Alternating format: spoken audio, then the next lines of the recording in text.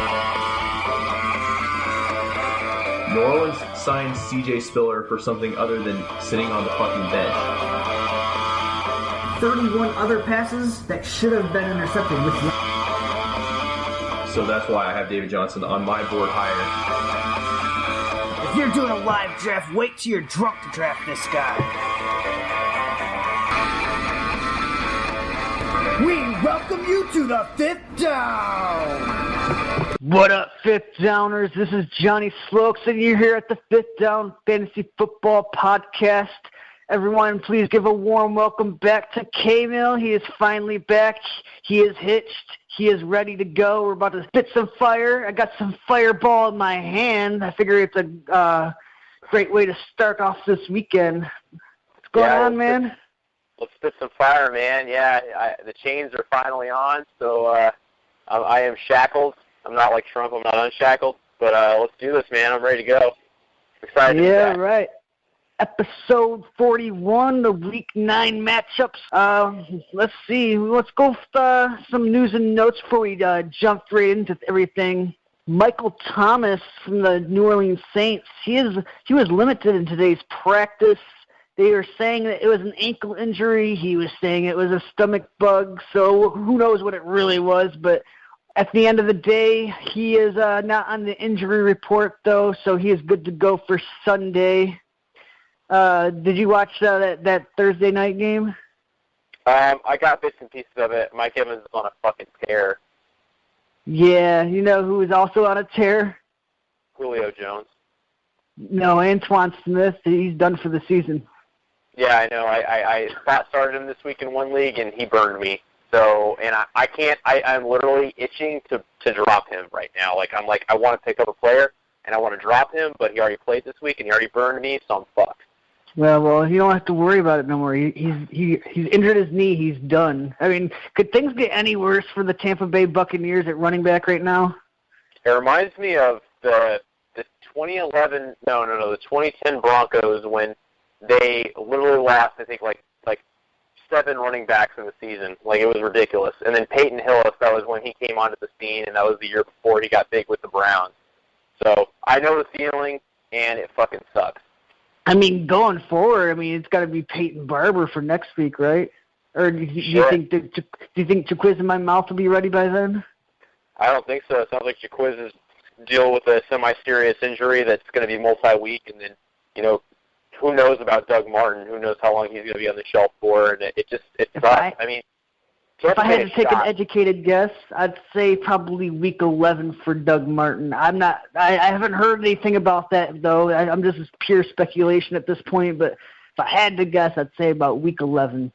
I think you're right about that. It's wishful thinking to think week 10, but hamstring injuries linger. Those soft tissue injuries are nothing to play with. Yeah, they can definitely fuck you up quick in a hurry. Dwayne Allen is going to play this weekend from his ankle injury. He's less than 100%. I think that does nothing but fuck with Jack Doyle. He's already hurting because Moncrief came back.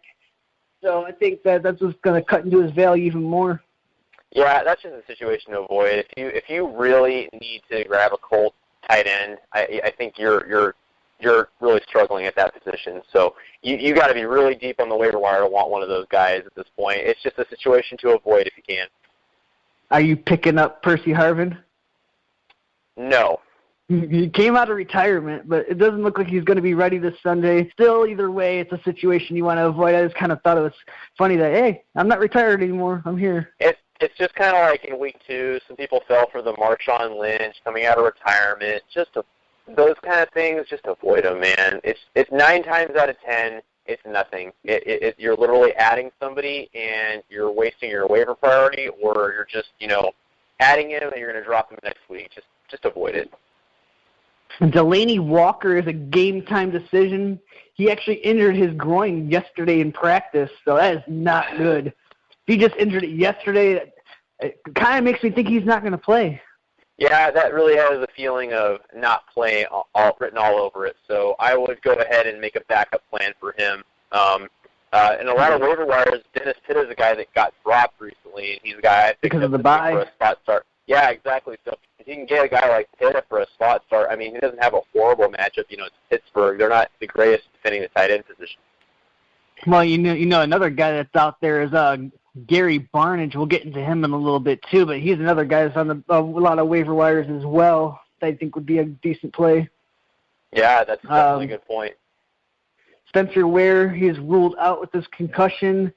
Hopefully you were one of those guys that were at the top of the waiver wire this week and you picked up Charmander West. It looks like he's going to be a starter. I think I got him as like a high-end RB2, maybe like a low-end RB1.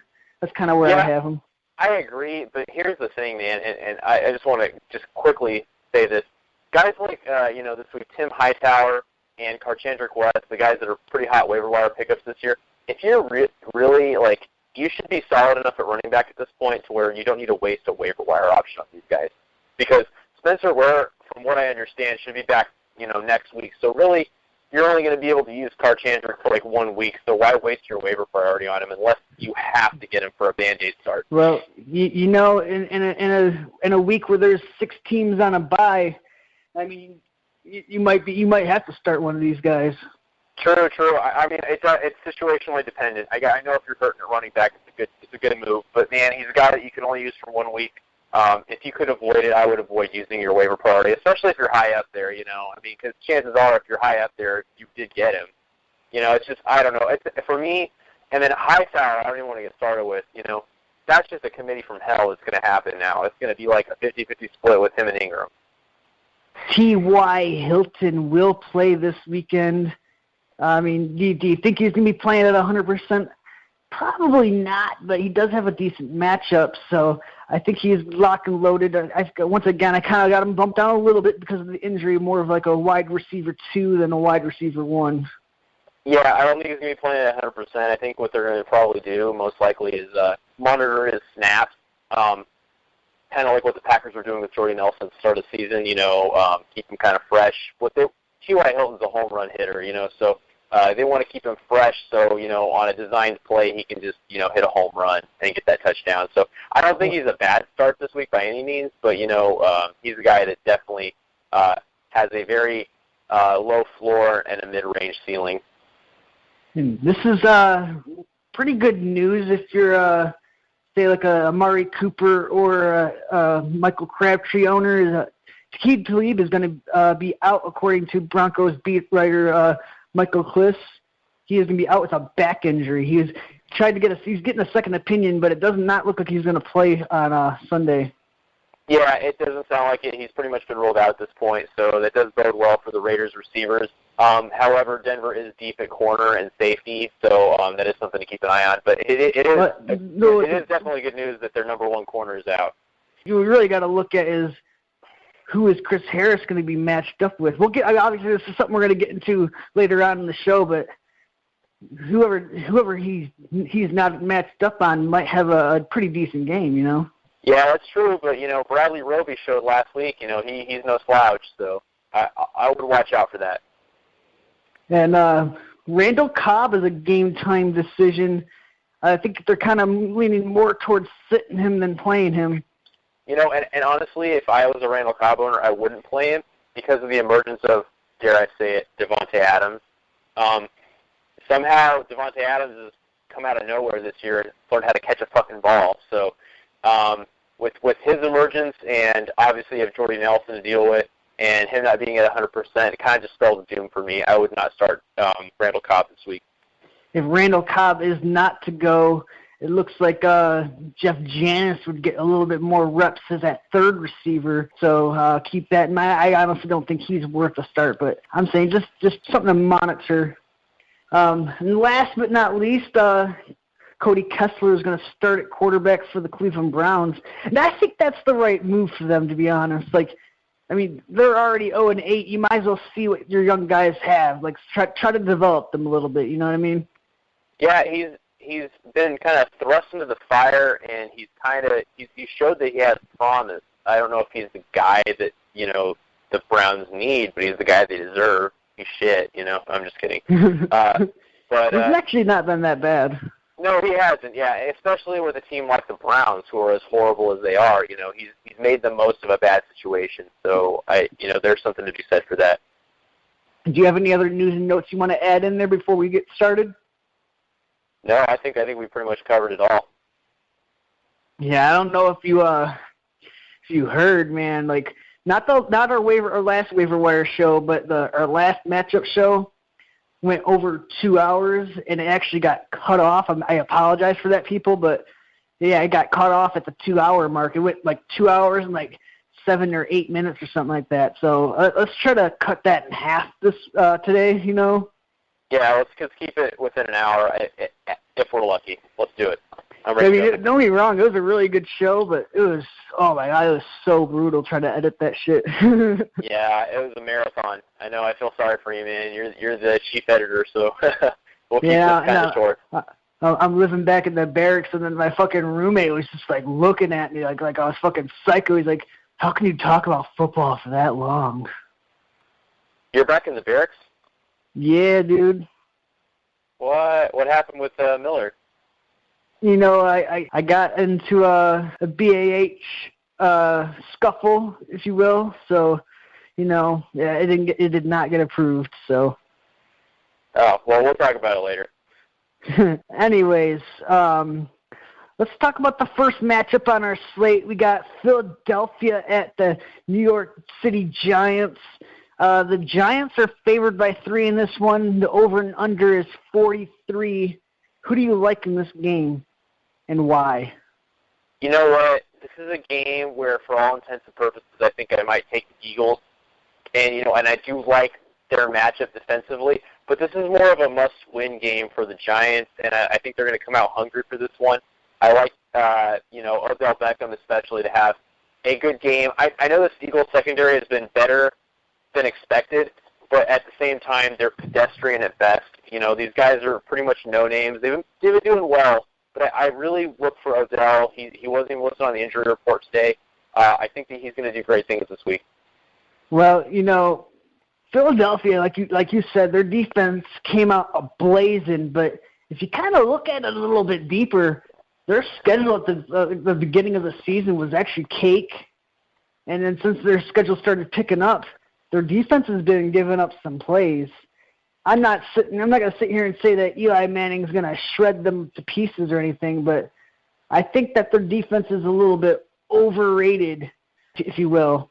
No, but, I totally agree. Yeah, I know where we're going with this. With that being said, I do have, even though Philadelphia is 3-point underdogs, I do have them winning on the road, despite the fact that I've kind of noticed that Wentz, it seems like they're protecting him a little bit. They kind of just keep letting him just do these little dink and dunk passes like over the middle, and teams are starting to notice that, and they're bringing up like 8 people into the box, and it's making it really tough to run the ball. And you could see that the fact that Ryan Matthews and Sproles, they have that committee, Yeah, I don't understand what the Eagles are thinking by doing that, making Sproles a starter. He's way too small to be like a starter back. It's never proven in the league that a guy that small can be a starter. I understand Matthews has had his troubles fumbling the ball, but making Sproles a starter makes absolutely no sense. You should do Smallwood or something like that. Sometimes with experience sometimes with age comes experience. Maybe Sproles is starting to learn how to hit the holes better, but you got to think at his age that you really don't want to give him a heavy workload. And the coaches even came out and said that Ryan Matthews is our starter. I tend to kind of believe him, but it's definitely a situation you want to stay away from. I don't think that Ryan Matthews is droppable, but I don't think he's startable either. So yeah, he's definitely a bench stash for sure. Yeah, it's just a situation you kind of want to stay away from. I really don't want anything to do with any of these Philadelphia players on offense. I mean, Wentz, he's not turning the ball over, but, he's really not scoring either, because he hasn't passed for over 250 yards since week 3, and he only has one game with more than one touchdown. Yeah, no, you're right, and here's the thing with me with Wentz. You're absolutely right with the fact that he hits those dink and dunk passes, and he's been extremely accurate with those. He doesn't turn the ball over a whole lot, which is great out of a rookie quarterback. But the thing that gets me about him is he seems really hesitant to take shots downfield sometimes, and that's kind of what hurts it. And I understand he's a rookie quarterback, but I'm just saying my personal 2 cents is, he's got to take those shots, he's got to take those chances. Him and Jordan Matthews, when they do hook up, it looks really nice. I like what I see, but I think that he's a little hesitant at times to bomb it downfield and take those shots. So I think that's what hurts this offense. If you think about it, they really don't have a deep threat. I mean, you got Nelson Aguilar. He's fucking terrible. Jordan Matthews, he's been kind of inconsistent this year. He's got only 2 games this year with more than 10 targets. And last week he had 14 targets that he turned into 65 yards. Like we were saying, it's just been a bunch of dink and dunk. That's why. So they really lack that deep threat on that team. That's kind of why they're looking into trading for Torrey Smith, which I don't know if that's the answer, but, I mean, it's... Well, the trade deadline already passed, so it didn't come to fruition, but I did hear about those two. But, you're absolutely right on this Philadelphia offense. They really don't have a deep threat, and they really lack an identity. They're kind of just, they're there type of offense, so take that for what it's worth. They're kind of looking like a team that's trying to rely on their defense, to be honest, because, I mean, no player on their offense has really stood out. I mean, Zachary Ertz he's been fucking atrocious. He's an abomination. I'll go even that far and say he's been an abomination. If you want to hear an interesting stat on Zachary Ertz? Yeah, let's hear it. If you take out his Week 1 performance against the Cleveland Browns, he only has 9 catches this year off 13 targets. You know what, though? You know what? Here's my thing, and this is my 2 cents on Zachary Ertz. You can edit this out if you want to. But you know what? He is a guy that every single year I hear about, great value for Zachary Ertz. He's a great tight end value. He's going late, this and that. He's going to be more utilized in the red zone. Every fucking year I hear this fucking shit, and it doesn't fucking happen. Nothing happens with this guy. It's like every year they build up the hype, and then nothing happens. So I am done. He's burned me too many times in too many leagues, and I'm done. Me and Ertz, we're cutting it off. It's over. We're going to divorce court. Well, you just got married. Fuck him. He can have everything. The problem with Zachary Ertz is, usually last year at least he was getting the volume, but he has never been a guy that's been utilized in the red zone. So that's always an issue. If you're not scoring touchdowns, you're really not that valuable in fantasy football, especially at the tight end position. Yeah, absolutely. That's enough about the Philadelphia Eagles. I don't know why we talk so long about them. Let's go over to the other side of the ball. I mean, you got another guy it's been kind of a disappointment to me is Eli Manning. I mean, he's just been an utter disappointment. I kind of feel like he's ready to, just join his brother on the sideline and make like shitty nationwide commercials, eating Parmesan chicken. Yeah, I mean, you look at it too. He's thrown 8 touchdown passes this year and 6 interceptions. I mean, that's not a ratio you want to have from your starting quarterback.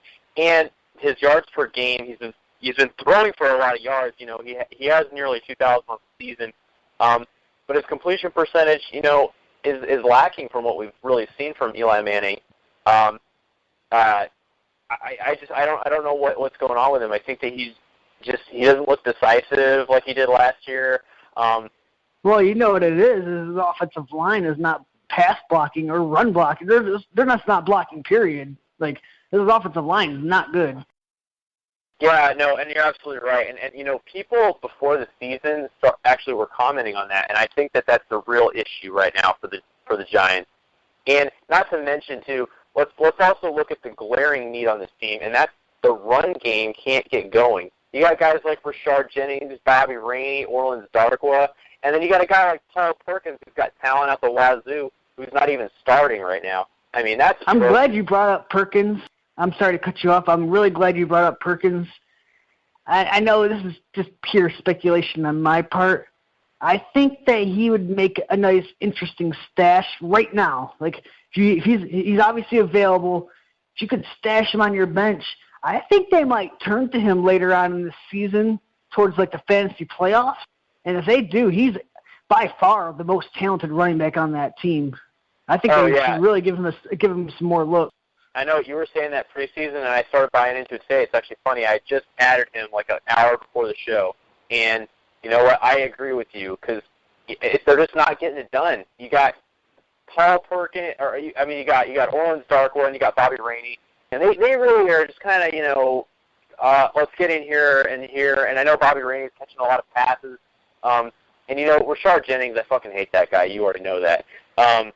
But none of these guys are getting it done, and when they can't establish a run game, well, teams know what you're going to do. They're going to double-team all your receivers, and they're going to leave a guy like fucking pedestrian Victor Cruz open, so then Eli Manning can hit those dink and dunks to him. But, their offense sputters because of that. It's all because of the run game. I know we're a redraft podcast, but I'm actually pretty happy that I have Paul Perkins on my dynasty team because I think that starting next year he might be a 3-down back. And Eli Manning is getting up there in age. They might try to lean on the run game a little bit more. I know they still got like Odell Beckham and all that, but I kind of like Paul Perkins going forward. Yeah, well, the bottom line is they have to establish something with the run game before things open up downfield, and it's so hard. And people will criticize Odell Beckham, and I get it. He's been a prima donna. He's been a little bitch, but he is the receiver that he was last year. He's getting double teams. He's seeing all this extra stuff, and obviously he's a very emotional player. Teams are bringing out the bitch in him, but he can't get open when, teams know you're going to throw because you can't get anything done on the ground.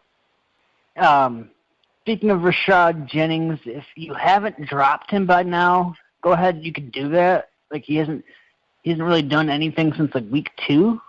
So if you haven't dropped him yet, you should probably get on top of that. So you're saying he's a shitload of fuck? He is less than shit. Certified by Johnny Slope. All right. Well, let's move on to the next matchup. I think we've talked too much about this matchup already. All right, we got the Dallas Cowboys beat them gay boys at the Cleveland Browns. Dallas is 7.5-point favorites on the road. The over and under is a 49, so they think Vegas is saying this is going to be a high-scoring game. I think that Dallas is going to cover the spread. Yeah, I think easily at this point. There's really no reason to think otherwise. This team looks really good. I like what Dak Prescott brings to the table. He's everything you expect from a rookie quarterback. He's got a 65% completion percentage. He's averaging nearly 8 yards an attempt per pass, and he's throwing for 250 yards a game. But here's the most glaring thing is he's not turning the ball over. He's got a 9-2 touchdown-interception ratio, which is the biggest thing. So he's secure with that ball, and that's something that, obviously he's not a guy that's going to win it with his arm every game. He's going to rely heavily on that run game, but he's a guy that will get the job done. He won't turn the ball over as much, and that's what you need. You need a guy that won't make mistakes. I think Dak is like a really, really good game manager. I mean, he has yet to throw for over 300 yards, but like you just said, he has a 9-2 touchdown to interception ratio. And it really has nothing to do with him. It just has everything to do with that offensive line and Ezekiel Elliott and the way he's running the ball. They really don't need him to fling the ball all over the place. You know what I mean? They just need him to not turn the ball over. He hasn't been doing that, and that's why they've been winning games. Well, and that's my point. That was my whole point with all that whole spiel was that he's a game manager at best. He's not a guy that's going to win it with his arm. He's a guy that will, at best, have Elliott tote the rock, make plays when plays need to be made, and that's that. So I really like how this Cowboys offense looks, and I fucking hate the Cowboys. So that's me really, eating shit on this one. But do you think you could make a case for Ezekiel Elliott being the MVP halfway through the season? I'm talking for fantasy football purposes. I mean, absolutely you can. He leads the league in rushing yards. You don't need me to tell you that. He's averaging 5 yards a carry. He's averaging 114 yards a game. So if that tells you anything, he's only scored 5 touchdowns, but at the same time, we're only, That's know, not really bad at all. That's like he's on pace for 10. Yeah, he's on pace for 10. And right now, at his current pace, he can, actually, no, he's on pace for by like 11 or 12 because they actually had their bye week already. Yeah, so my point is that he could break Eric Dickerson's rookie record easy at this point if he continues on the track record he's continuing. I mean, think about it. He's a rookie. He's the number 1 running back in the league. So there's a case that could be made that this guy could potentially be the league MVP, not even be the rookie of the year, be the league MVP. It could happen. It's interesting to note that Ezekiel Elliott, he's had 20 or more rushes in every game except for one game this year, and that was against Cincinnati. And last week he was 2 yards shy of having 5 straight 150 total yards every game, or for the past 5 games. Yeah. He's been absolutely outstanding. So when you have a running back like that in the backfield, an offensive line like Dallas has, you don't need Dak Prescott to thread the needle on a lot of passes. You just need him to make plays where plays need to be made. I got a question about you, or I got a question for you about Dez Bryant. Okay. Where do you see Dez Bryant's value at? Like, do you see him as like a top 20 guy, top 15, top 10? Like, where do you have him? Well, to be honest with you, and I've been seeing people like, I'm taking what I can get for him. But with Dak Prescott at the helm, I definitely see him as a top 20 guy for sure, questionably a top 15 guy, definitely not a top 10 guy. It's really hard to gauge his value because we haven't seen that connection between Prescott and Bryant. So who the hell knows? If Romo was starting, I would say a top 10 easy. But now I'm very unsure because even when he has been healthy, Dak Prescott's been very hesitant. Like I said, he's very hesitant on those downfield throws, like a lot of rookie quarterbacks are. So it's just really hard to gauge his value. And right now, like in our league, you saw him get traded for Golden Tate. I don't know what the fuck that was all about. I would never do that trade. I didn't. I was kind of surprised. I think that had more to do with the guy not understanding the Lions' offense and just looking at what Golden Tate did like the past 2 weeks before last week. I think that's what that was all about. But I would have never done that trade. No, I wouldn't have either. I wanted to call Jamie out on it. We can edit this out, but I wanted to call Jamie out on that one. That kind of. But I didn't. I was hesitant. Well, I don't feel like it was collusion. Like I'm a big guy of if it's not collusion, the trade should stand. So. No, it wasn't collusion. I knew that he was accepting the trade, but Jamie wants to call, oh no, that's way unfair. But Dez Bryant for Golden State, that's not even close. The reason why I was asking you how you gauge, it actually had nothing to do with that trade. I was just asking where do you view Dez's value, just on the fact that he had 14 targets last week, which that's wide receiver number. That's like wide receiver 1 volume, but he only had 4 catches. And I think that didn't really have anything to do with Dez. I mean, Dak he missed him quite a bit on that game. So, but I was just saying, would you like him over guys like Marvin Jones? No, not at this point. I think I like Marvin Jones better just because he's the focal point, really, of that Lions offense. Would you like Dez Bryant over Brandon Marshall? That depends because Brandon Marshall's been a big disappointment this year, too. Would you like Dez Bryant over Kelvin Benjamin? Yeah, probably. He's been a pretty big disappointment lately, too. So it's really hard to say because I don't think we've seen the best in Bryant this year. Yeah, I mean, I think it's the way I feel. I feel like it was nice to see that he was getting so many targets. I would just like to see them get on the same page. You know what I mean? I think I got Dez as a top 15 guy. He's a fringe wide receiver 1 at this point for me. No, and I agree with you on that one. And I think it's just a matter of them getting on the same page. And who knows how long it takes. I mean, I think they only played three games together. Yeah. So I think that Dez is actually an excellent buy low candidate, to be honest. Yeah, to be honest, it's a perfect example. Just get what you can get for him, or I mean, if you see him, somebody's really sweating him, they're stashing him on their bench, and then you give him someone pretty pedestrian or somebody that gets hot all of a sudden, and they give you Dez, that's great because who knows? You know what pisses me off about Jamie's trade for Golden Tate for Dez Bryant? What's that? Is I offered Jarvis Landry for Dez Bryant. You did? I did, and it got turned down. Well, I'm just going to call Jamie out. If he ever calls me out on a trade, I'm going to be like, dude, I let you get away with that. And I didn't say a damn thing about it. I was like, you know what?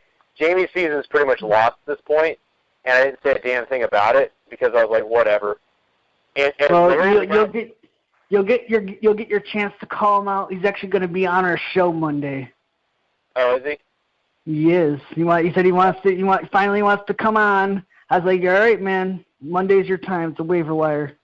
Oh, nice. Yeah, I know. I'm definitely down. I won't call him out until if he tries to call bullshit on one of my trades, I'm going to be like, motherfucker, listen up. Hey, I love controversy. I know, me too. I won't say a damn thing, but if he calls out another one of my trades, I'm going to be like, motherfucker, I let you get away with that one. Like, I'm commissioner in this league. I let you have it. I didn't do anything. I mean, he's 1-7. I really don't think it's going to help him out that much, to be honest. No, and that's why I didn't really. If he was like a competitor, I would be like, okay, come on now. Like that's just not right. But right. Either way, moving along. How do you feel about Cole Beasley now that Dez Bryant is back? Well, I think that the targets have to go somewhere. They're going to go more towards Dez Bryant's direction. But with Cole Beasley, in PPR leagues, I think he's a good spot start at best. I mean, the way I feel about Cole Beasley is he's not going to – obviously he's not a touchdown guy. He's a guy that occasionally he's going to move the chains. I think he's good for about 4 or 5 catches a game. Yeah, and I agree with that. He's like a low-end flex play. Yeah, and that's what I mean by what I said. I think I got him closer to a wide receiver 4 than a wide receiver 3.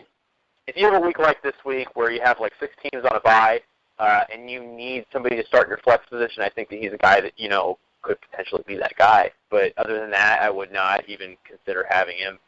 I don't even want him really on my bench, to be honest with you. Well, I mean, I'm 1-7 in Rolls Shit League. And I'm starting them in my flex because my team is shitty. Yeah, that happens, man. How do you feel about streaming a guy like Jason Witten against Cleveland? Jason Witten, I know he's like a safety net for a young quarterback, and I think a lot of people will be like, "Oh, that's a great streaming option," But it gives me the EBGBs. Well, I actually was prepared for this. Here's how Cleveland's been really bad against the tight end, but most of it has come against in 2 or 3 games. But here's what they've done season long against tight ends. Week 1, they went against Zach Ertz, and Zach Ertz had his best game of the year, which is only 58 yards, but still the best game of his year. Week 2, they went against Baltimore. Pitta had 102 yards. So I'm pretty sure that was his season high. Then the only teams that they did good against the tight end was Miami, who doesn't use the tight end, Cincinnati, who didn't have Tyler Eifert, and the New York Jets, who don't use their tight end. Everyone that uses their tight end actually had really good games. Like the Patriots had 4 passes for touchdowns to the tight end. Gronk had 109 yards for touchdown. Martellus Bennett had 67 yards for a touchdown. Jordan Reed had 73 yards and 2 touchdowns. I kind of feel like Witten's probably not going to score a touchdown, but I think he's pretty good for 60 yards this week. And in a week where you have 6 bye weeks, that's not too bad on the tight end position because the tight end's been pretty thin this year. The reason I brought that up because I think that a lot of people think Cleveland's really bad, but at tight ends. But there have been some games where they have stuck to tight end, but it's only because those teams don't use tight ends. No, you made a really good argument there, man. And but yeah, and I'll be honest with you. I read an article yesterday saying don't start Jason Witten, and I only remember key points about it, but I think that you pretty much got me there. So no, I know the exact article you. It was a start and sit on NFL, right? No, that wasn't the one. It was which one was it? It was like a cheat sheet that I was reading, and I was just kind of because I usually go over about 9 or 10 of them a week. And I was just reading about it, and Witten was on there, and it was CBS Sports. It was like trust or bust, and then they had Jason Witten listed as a bust. Well, I was looking at the start and sits on NFL.com, and I read like this thing where like besides like Jordan Reed and the New England Patriots, which those are the only games where they gave up touchdowns to tight ends, they're saying that they only given up 5.2 points a game to tight ends, and I was like, no way, there's no way that's possible. Then I looked at it, and I was like, well, yeah, of course they only gave up 5.2 points a game to tight ends because they played Miami, Cincinnati, and the Jets. Like, I wish they would have did a little bit of research. I'm sorry, I'm not trying to call like NFL.com out or anything, but like, come on, man, you know? Yeah, that's true. Yeah, for fantasy purposes. Go over to the other side of the ball. I think that, Cody Kessler was named a starter. I think that he's a very interesting streaming option this week. Yeah, this Cowboys secondary isn't the greatest, but you got guys, and I know that Terrell Pryor is questionable this week, so that's a big deal, because he's really the only threat over there. And then you have Andrew Hawkins, who really isn't, anything to write home about. So, I mean, he is an interesting streaming option. If you're really desperate at quarterback, I think that you could definitely do worse. Well, the Dallas Cowboys are like 18th in the league at stopping the pass. They're giving up 256 yards a game through the air. And actually, Kessler has some pretty nice options to throw to. I mean, you could definitely do worse than Corey Coleman, Terrell Pryor, and Gary Barnidge. And Vegas has this game as a over and under at 49, so they think this is going to be a high-scoring game. It can't be a high-scoring game if Dallas is doing all the scoring, you know what I mean? Like, Cleveland's going to have to put up some points as well. I think most of it's probably going to come in garbage time, but who gives a shit if it's fantasy purposes, you know what I mean? Yeah, exactly. No, you're absolutely right. Do you like any of these Cleveland running backs? Short answer, no, but with a caveat, I do like Crowell a little bit. Duke Johnson Jr., man, he's just way too hard to trust, even in a flex position for me. I just, you don't know what you're going to get from him, but Crowell's proven that he can get it done. But Dallas, if they do have a strength in their defense, it's that defensive line. I think that it's going to be really hard for Crowell to really do a whole lot. I mean, correct me if I'm wrong, but hasn't Dallas not given up a 75-yard rusher this year so far? No, I believe that's correct. I mean, and Crowell, for the last month, has really struggled. Listen to these lines that he's put up the past month. He had 13 carries for 22 yards, 9 carries for 16 yards. He did have one decent game where it was 12 carries, 63 yards, and a touchdown. And then last week he had 11 carries for 29 yards, but he did manage to find the end zone. Yeah, and see, that was why I told a lot of people at the start of the season, after that big game he had where he had that 85-yard run for a touchdown against the Ravens, and I told everybody, I was like, sell him high. We tried to tell him, I know, yeah. I was like, sell him high. His value won't get higher than this. And I've heard people like, oh, no, I'm sticking with Crowell. He's a good flex play, this and that. And I was like, no, sell him high. And that's exactly what I did in a lot of my leagues. And it really paid off because I ended up getting Kels in one league for Crowell, So it just kind of depends on what you got for him. But, yeah, I knew this was going to happen because Cleveland's just, kind of one-dimensional at this point. And, Crowell's kind of a... They're a shitty team. They're gonna fall behind, and they're not gonna want to run the ball. They're not like San Francisco where they're just gonna run the ball no matter how much they're down by. Like they'll chuck the ball if they have to. Yeah, exactly. Because in Cleveland, surprisingly, most games, well, they've lost every game this season, but surprisingly, they will just, they're usually in the game, until the fourth quarter. Most games, they haven't really suffered a whole lot of blowouts this year. Duke Johnson, he hasn't really been getting the volume with the carrying the ball. But the last 3 weeks, he has had 19 targets. So maybe I kind of feel like this could be a game where he could be targeted through the air, but I don't know if it's going to be very effective because Dallas is actually pretty good at defending passes from the running backs. So I just don't really trust either one of these running backs this week. Yeah, agreed on that one. And then last but not least, you got Gary Barnidge. He's been surprisingly steady, not really stellar at all, but I think he's gotten like 5 or more catches for the past month. Like, he's been pretty steady. But he hasn't really been scoring those touchdowns either because, Cleveland doesn't score a whole lot of those. Yeah, no, absolutely. He's as much of a rock as you can get at the tight end position. He'll usually put in the same stat line every week. He'll 5 catches for 50, 60 yards. Yeah, I got him about 5 for 50 is what I have him this week. Yeah, exactly, and then maybe a touchdown here or there. So I think that at best, if you're a guy that wants to back up your tight end position, which I think is just absolutely ridiculous, but he's a guy that, if you need a spot start him this week, I think that he's a waiver wire option that's out there, and if you have a guy on a bye like Jordan Reed, he's a guy you can plug in there, definitely. Okay, just real fast, how do you feel about Terrell Pryor with Corey Coleman coming back? I'm not too concerned about it, but, it's kind of like a wait-and-see thing, because remember, when Corey Coleman played, Josh McCown and Robert Griffin were his quarterbacks. He hasn't played with Cody Kessler yet, so I want to wait and see. That's a good call. Yeah, so he's a wait-and-see guy for me. Yeah, for me, if I'm a guy that owns Corey Coleman, I'm not playing him this week. I want to sit him down. I want to see how he plays, especially coming back from a broken hand. You know what I mean? Yeah, exactly. Yeah. But Terrell Pryor, you can fire him up. I think he's a decent low end wide receiver too.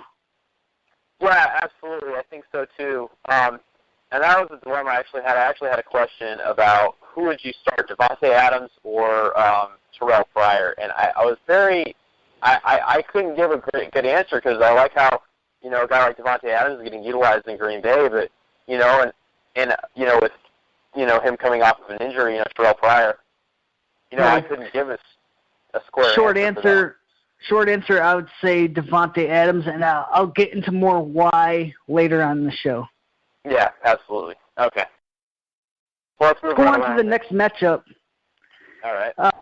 We got the Detroit Lions on the road against Minnesota. It kind of seemed like Minnesota's defense got exposed by Chicago last week. Wouldn't you agree? Yeah, I would agree that was a little bit of an exposing going on there. I was very surprised, and honestly, I contributed because the offense, Minnesota's offense struggled so much. They could not keep the defense off the field, and they just got gassed, and that was what happened. I think they were just really fatigued. Well, what really stuck out to me was, their offense couldn't get any drives going because their offensive line sucks, dude. It's fucking. They can't pass block. They can't run block. They just suck. Yeah, and I think it's starting to take a toll on the defense. It's starting to wear them out because. Who really had a really bad game was Harrison Smith. He was just missing tackles left and right. The run lanes are wide open for Jordan Howard. He was just shredding them to pieces. Yeah, no, I definitely agree. Yeah, Harrison Smith, I've always thought he was a little bit overrated, but yeah, it was really highlighted, last Monday night. He was missing tackles. He did not look good at all. He showed that he cannot tackle in open space. Yeah, it was ridiculous what we were seeing. The Vikings, they just put in a pitiful performance overall. Sam Bradford had no time to throw at any point. And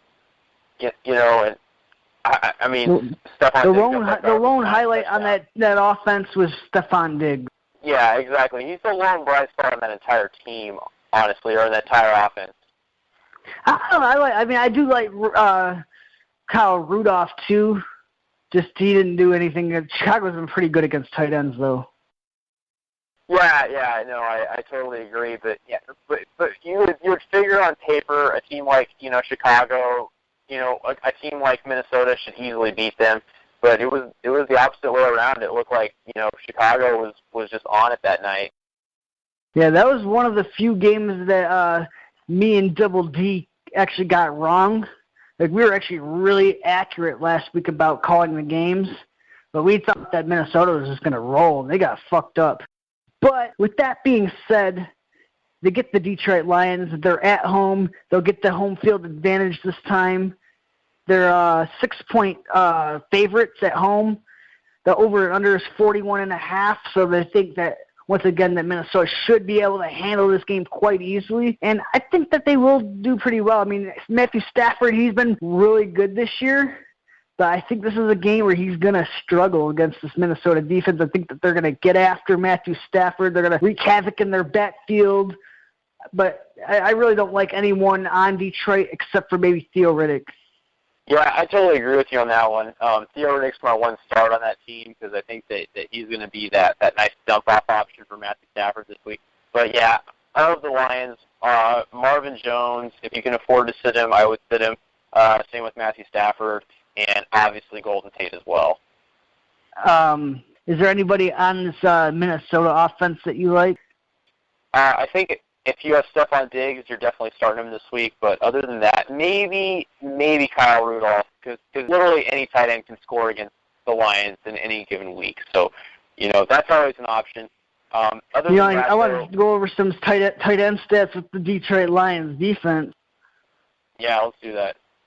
All right, I'm going to go all the way back to week 1 because I can go back to that. That's how long they've been bad at the tight end.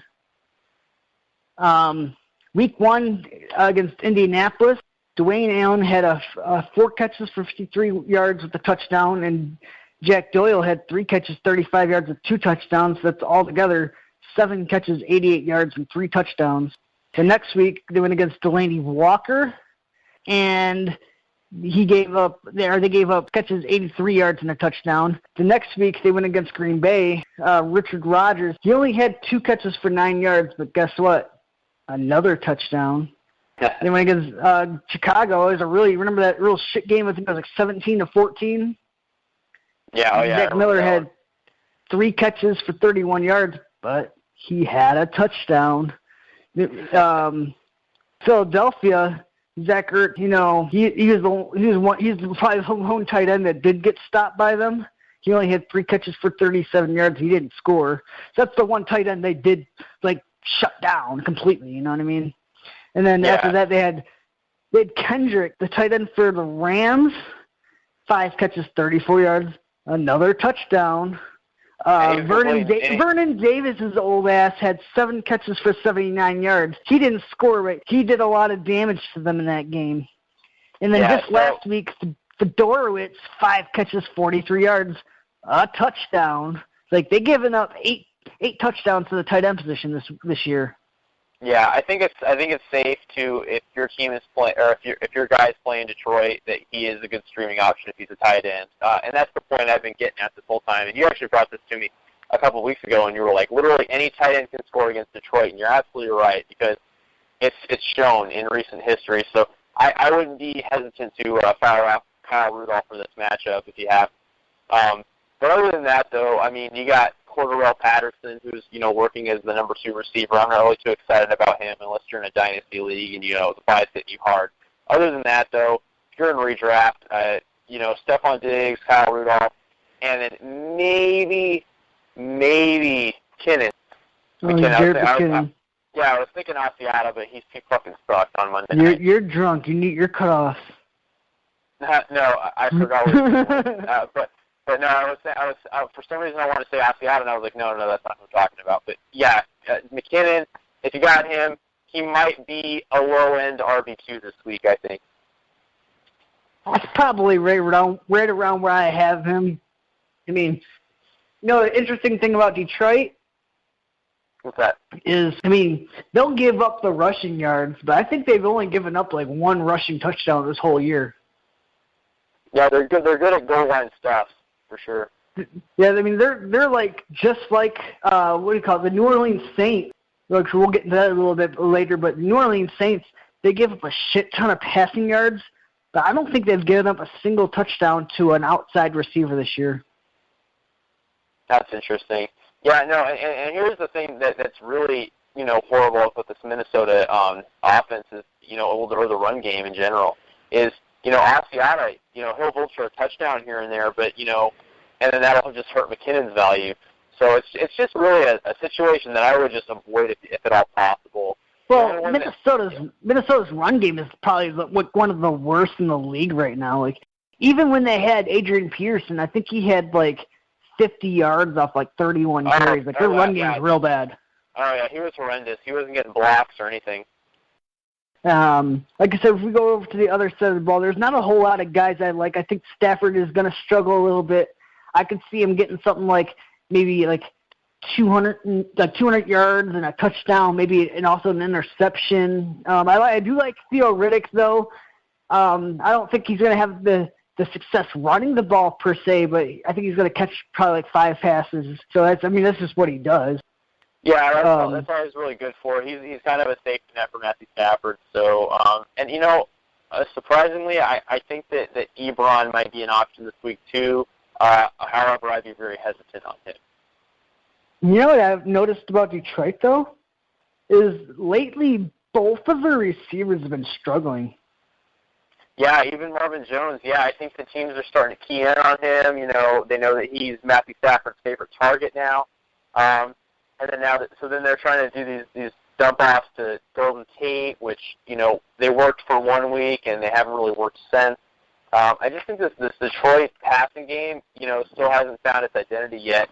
With as far as now that they're keying in on Marvin Jones, he's just not that perennial talent like a Julio Jones who can beat double teams.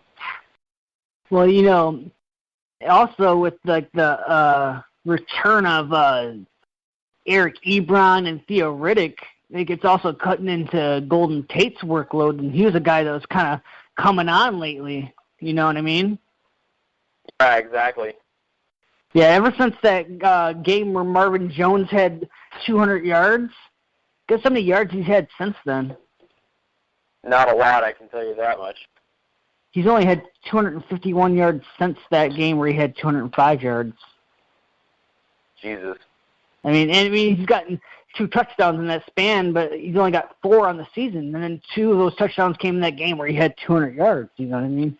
He's a guy that's really been starting to fall off the map a little bit. And I think that, that's a concern because, they don't really have another receiver that can, like, stretch the field like he can because, you're not going to rely on Golden Tate to do what he does.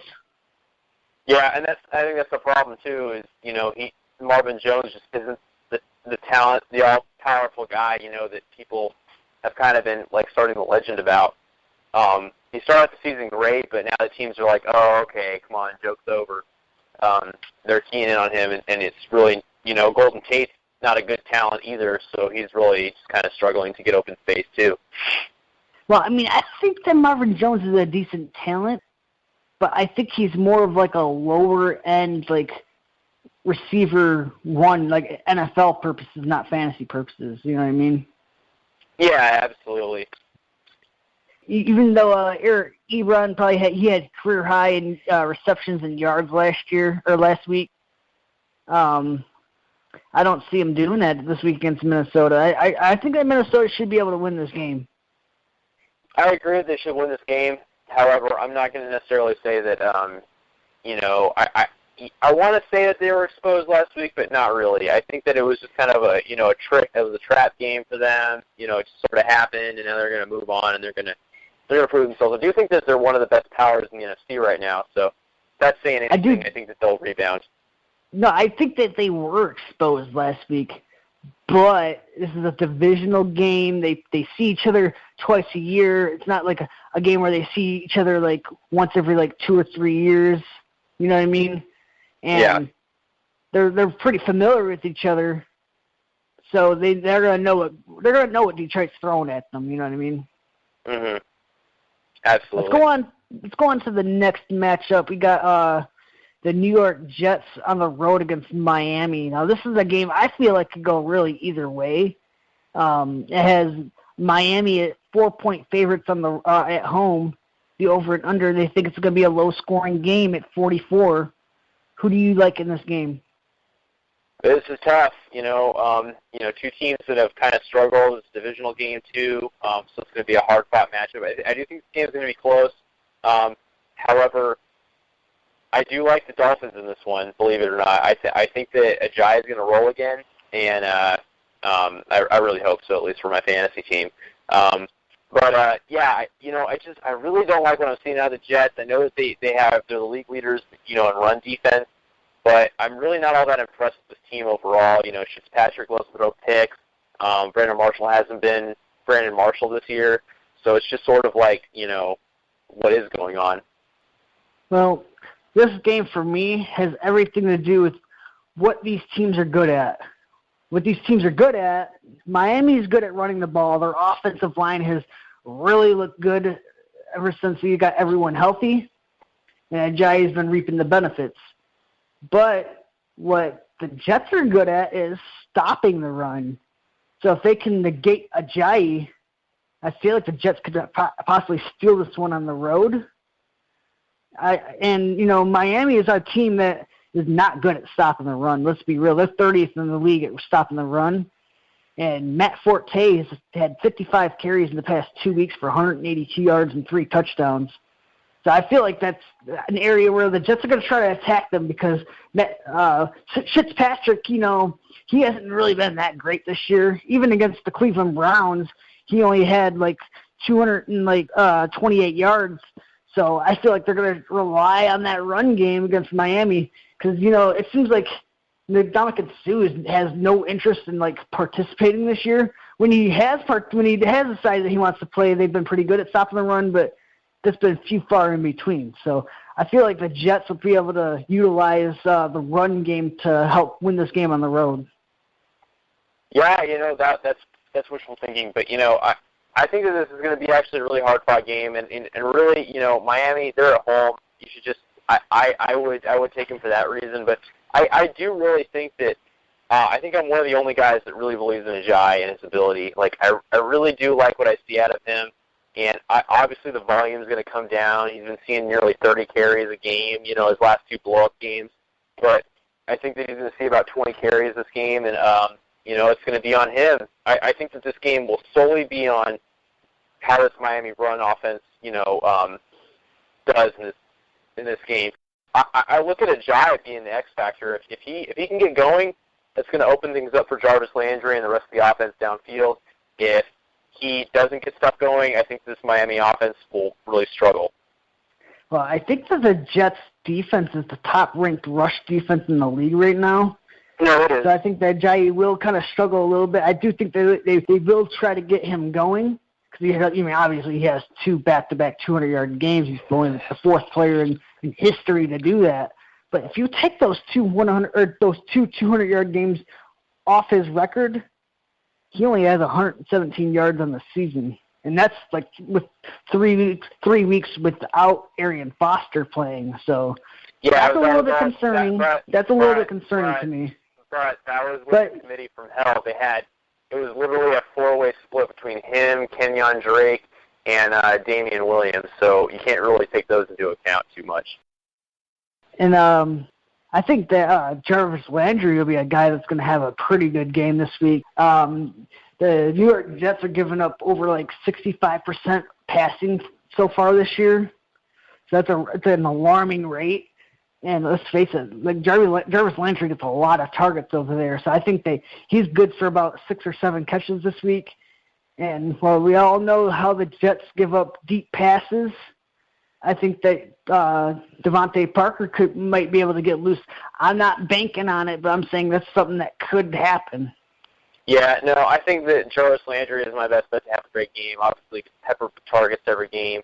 And, Revis Island isn't really an island anymore. It's more of a peninsula now. So I think that it's much more exploitable. And this Jets secondary is just one of the worst in the league right now. So that's another reason why I think that Ajayi is not going to do as well, is because I think that the Dolphins are going to try to attack their pass defense a little bit, just because, they're last in the league in defending the pass. But the whole situation is how good can Tannehill actually be, because he's been pretty terrible this year. Yeah, he has been pretty god-awful. But, yeah, that's really my point altogether is it's really gonna matter on if Miami can start that run game up just enough to make the Jets respect it, to stack the box like they usually do, and then, things will get open downfield. So that's really what I'm getting at here. I do think Miami wins this one at home, though. It's a good divisional game, and New York look shot. Like they don't know what to do with themselves. One little more tidbit about Miami is, in order to get Jai like some running room, Tannehill, he's really going to have to get something going, because he only has 2 touchdown passes in the last 4 weeks.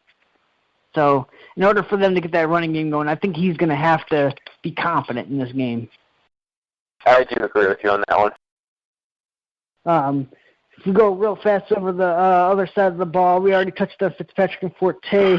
Both the receivers are kind of been like underwhelming lately. Brandon Marshall, he's been under 5 catches for the past 3 weeks. And Anunwa, he's been under 5 catches for the past month. But last week he did have 11 targets. So you got to get one of those guys going. I think that guy's probably going to be Brandon Marshall. Well, yeah, you have to expect it. It's coming at any point now. With Brandon Marshall being, kind of on again, off again all season, it's going to happen at some point. And Fitzpatrick likes to throw it fucking 40 times a game. He's the last true gunslinger. We all know that. He throws a lot of picks. I mean, not much needs to be said other than one of these, there's going to be a lot of targets to go around, and who's going to make the most of it, Anunwa or Marshall? And, the safe bet is probably Marshall. All right. We're over an hour already. Let's try to pick up the pace a little bit. I know that we've both been kind of going into detail a little bit on this one, so let's pick up the pace. We'll go over to the next matchup. It's Jacksonville on the road against Kansas City. Kansas City is 7.5-point favorites at home. I think they'll be able to cover that spread. I think they'll be able to handle Jacksonville relatively easy. Nick Foles is going to be starting in this game. Yeah, surprisingly last week he was really good. He was really accurate. He made the plays that needed to be made. Can't really say much more than that. I mean, what I like is he was actually trying to stretch the field. He's one of those guys that's like, fuck it, I'm going to chuck it kind of guy. So I think that kind of changes the dynamics a little bit on that offense. Guys like Macklin and Hill might be able to thrive a little bit with Foles under center. Yeah, I do agree. Yeah, he's a guy who likes to stretch the field. I love what Nick Foles represents. I loved him at U of A. He's a guy that really hasn't really been given a fair shake yet, so I really hope that Kansas City does, while Alex Smith is out. He's a guy that will take those shots, definitely. And I think that definitely boosts Jeremy Macklin, too. Do you like the run game of Kansas City against the Jacksonville Jaguars? I mean, my thing is, why not? Carchandrick West showed limited action last year. He was able to get it done. Why not again? This Kansas City team is deep at the run game, and I say, fire it up.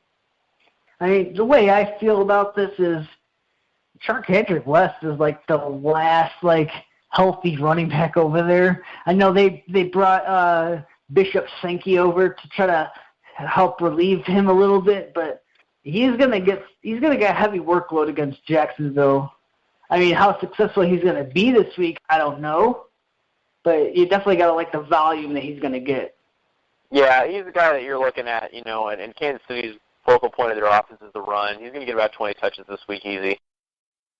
I mean, Tyreek Hill, he had over 100 yards last week with Foles at the helm for most of the game. Do you like him at all this week? Well, I definitely don't think he's startable. I'm kind of at this point wondering whether, hey, is that a fluke or is this for real? So if you've picked up Tyreek Hill or for whatever reason, I would definitely not start him this week if you can avoid it. But if you have to, I understand. Just be cautious. Well, where I'm at on this one is, Jeremy Maclin. He's only topped 50 yards 3 times this week or this year. So that's indicative on how much Kansas City throws the ball. Yeah. I think though that this might be a week where they might be able to support 2 pass catchers, but I don't think one of those is going to be Tyreek Hill. And I think that Jeremy Maclin's probably going to be guarded by Jalen Ramsey, so that's not a good matchup. I think what benefits them is Travis Kelce. Yeah, I definitely agree with that one. But surprisingly, Jacksonville has a really good pass defense, so I would be very hesitant to start Jeremy Maclin or Tyreek Hill. That being said, though, I mean, you got guys like, they have very competent safeties like Cyprian. He's a very competent guy. I would be very hesitant to start a receiver this week for Kansas City because they don't pass a whole lot. You don't see that volume, and this whole Jacksonville team is a very. They've been surprisingly good against the pass. All right. If we go over to the other side of the ball, Jacksonville's a fucking mess on that side of the ball. Let's be real about this one. I mean, me and Double D, we were talking about how Blake Bortles probably had the worst 300-yard game of all time. And he is just not a good quarterback. I almost feel like he is like demoted back to his rookie season at this point. Yeah, well, you look at it this way. He's at exactly 60% completion rating on his passes, or percentage, I mean. Is he seriously that high? Yeah, it's at exactly 60%. I'm surprised. 6.6 yards a catch, 6 yards an attempt per catch, and he's only averaging 272 yards per game. Those are all really good numbers, but here's where the blaring thing is. He's got 12 touchdowns to 9 interceptions. So, and these look better than they are, but he's throwing a lot of picks this year. And most of it's coming in garbage time. Well, exactly, and this is a team that, we were like, wow, we liked what we saw last year for the sample size. But when's this team going to take the next step? And they haven't taken that next step yet. They've taken a step backwards. Allen Robinson just looks like a piece of shit. He can't catch anything. And well, I don't really think he looks like a piece of shit. I think it has more to do with the fact that Blake Bortles, I don't know if you've seen like his release, but that motherfucker brings it like all the way down to his hip, raises it up, and then aims the ball down towards the ground. Like it seems like every time, like Allen Robinson, he's been getting open, but the ball's just been going into the dirt. Like he has no chance to even catch the ball. No, yeah. See, that's where I was. If you let me finish real quick, that's what I was getting at. Was Allen Robinson is, but I'm saying that part of that has to do with Blake Bortles. He's just been so damn erratic with the ball, and you're right. His throwing motion is extremely awkward. Kind of reminds me of Tim Tebow a little bit. It's just like, what do you do with that? I mean, this guy has. Let me check my math here. He has 174 pass attempts, and he only has 1,900 yards to show for it. Whereas, a guy like right above him, or actually right below him, Fitzpatrick, has thrown for nearly that, but with less, attempts.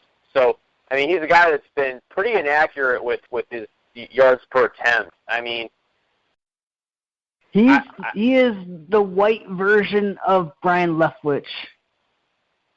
Yeah, and it's actually fitting because they both play for the Jaguars. I know, that's what I'm saying. He's the white version. Oh, the white version, huh? Yeah. The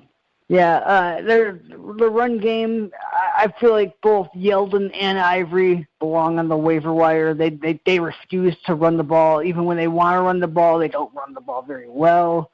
They both belong on the waiver wire. Allen Robinson, if you're an Allen Robinson owner, it's time to give up. Trade him away for whatever you can get. The Jaguars, they have the worst remaining schedule left in the entire NFL. It's time to trade. It's been time to trade Allen Robinson away. Yeah, he's not getting utilized. You got to release that Pokemon, man. I mean, I was saying this on the previous show. He's getting wide receiver 1 volume, but he's getting wide receiver 3 production. Yeah, exactly. And, if you can get anything for him, I would just go ahead and jump ship right now because Blake Bortles has taken a step backward. I don't know how that's possible, but, yeah, I can't say enough bad things about this Jacksonville offense, but you're absolutely right on those running backs, though. They both belong in the waiver wire, and you know what? They both cut into each other's values, so if you're really starting one of them, I mean, you must be pretty desperate at this point. I actually traded Allen Robinson in one of my leagues for Michael Thomas for the Saints, and I feel like I won that trade. I think you did, actually. I mean, one of them is getting utilized, the other one is not getting utilized to their potential. Well, let's just put it this way. One of them's on pace to get 1,000 yards, and the other one isn't. That's a good point right there. I mean, get what you can for name value, man. That's the name of the game. If we go, I'm not even going to go over their tight end because he's been pretty bad too. So let's go over to the other side of the ball. Actually, we already kind of touched on them, didn't we? Yeah, we did. All right, let's go over to the next matchup then. Fuck that game. Fuck that game. We got the Carolina Panthers going on the road to the L.A. Rams. They're going to be actually favorites on the road by 3 points. The over and under is 44 points. Do you see Carolina taking this one on the road? I can see it happening. I mean, you got to think this is a team playing for their playoff lives at this point. So you think they're gonna put it on the line on this one? Cam Newton wants to be a little bitch, and complain about getting hit when he wants to be a runner. You need to stop that shit. Yeah, you're gonna get hit, motherfucker. If you're gonna run like a running back, you're gonna get hit like a running back. Well, not to mention, man, I just want to real quick go back to that game against Atlanta where he took an unnecessary hit. He walked into the end zone, and he got fucking clocked because he just walked in. Of course you're going to get clocked, motherfucker. Oh, my God, that guy pissed me off. Anyways, getting back on track here. Cam Newton, man, he's a guy that's always dangerous. He's always a threat to go the distance. But the Rams are a team that's really good against the run. And they're a surprisingly good defense, like overall. Like that's the one bright spot on this Rams team is that they have a good defense. So you got to wonder what Carolina will do against this LA defense. Well, Vegas is saying this is going to be a low scoring game, and I kind of tend to agree with that one, especially since the Carolina Panthers, they came out against the Arizona Cardinals last week, and they got 8 sacks. Like, their defense figured it out. At least their front seven did. I think that they're going to be able to come after Case Keenum a little bit, and they're going to wreak havoc in that backfield, and I think they're going to cause a lot of problems for the St. Louis Rams. And I think that ultimately that's going to win Carolina this game because, Los Angeles does not have a good offense whatsoever. So I think that's going to play a big factor into the game. Well, if I think that there's one way that LA is going to win this game, they have to pass the ball downfield, and whether that's getting the ball to Kenny Britt or whoever the fuck, Lance Kendricks, whatever, they got to figure out a way to get it downfield because I tend to agree with you on this one with that front seven. I think that Todd Gurley is going to get shut down in this game like he has most of the season. He's only topped 85 yards once this season, so I look for that to continue. This Carolina Panthers secondary is god-awful. Like, that's literally the only part of this defense that's really the Achilles heel. I've always thought the front seven was great because they really do have one of the best front sevens in the entire league. But this secondary is dog shit. I mean, 2 of their starting cornerbacks have already been released from this team, so you really got to look at that, if you're really, looking at a weakness in this team. Yeah, I mean, so far this year, that's been a gaping hole as their secondary. I mean, there's been some games where they've been all right, but there's been some games where they just give up some big chunks. But Yeah, with that being said, last week, Tavon Austin, he had 15 targets, but he only got 57 yards. But he did cash in with a touchdown. But 15 targets for 57 yards, that is terrible. That is no good. Yeah, I know. I fucking hate that guy, and you already know that. He's dog shit. He's horrible. Get him out of this league, man. Yeah, I mean, in terms of fantasy football, I don't like that. I don't like that. I like guys that I feel comfortable starting, and he is not one of them. Yeah, he's a guy that I would leave a lot of points on the bench with. But getting back to that, though, you know, that being said with that exposable secondary, the thing is, you know, the Rams really don't have an option on offense to, you know, get that going because, you know, you got Kenny Britt, you know, maybe. Brian Quick, no thank you. You got fucking Tavon Austin. I mean, this is a receiving core that's not really scaring anybody. You know, one bright spot that they did have before their bye week, though, was Kendricks, their tight end. I was just going to say that. 17 targets for 12 catches, 89 yards with a touchdown. So maybe that's something that they can build off. But, you know, Carolina has been pretty bad against tight ends this year, so maybe that's one area of the field where they can expose them a little bit. Yeah, that's something that remains to be seen, but I did think about that this week. I had, you know, Kendricks and Pitta on the waiver wire, and I was like, who do I pick up? I ended up going with Pitta because, you know, he has, I think, the safest floor. But other than that, though, yeah, I think that he could be a good streaming option this week if, you know, you're a guy that has a tight end on a bye this week. Well, you know, on Twitter, I had a question about Kendricks. Like, I had a question like, who should I pick up? Should I pick up Witten or should I pick up Kendricks? And I was like, well, what the fuck has Kendricks done this year? So I mean, obviously, I answered, you know, you should probably start Witten. He's going against Cleveland. But thinking back on it, like, that was actually probably a pretty good question because, you know, Kendricks has been pretty good the past 2 weeks. Well, obviously, they had a bye week last week, but before that, he was pretty good. Yeah, well, you know, I mean, and I don't want to be a dead horse here, but, you know, Case Keenum, he has probably one of the worst completion percentage. It's literally atrocious. You know, his completed passes percentage. But other, you know, he does utilize Kendricks. You know, and I was very I didn't want to believe it at first, but you know, he really does utilize that guy. All right.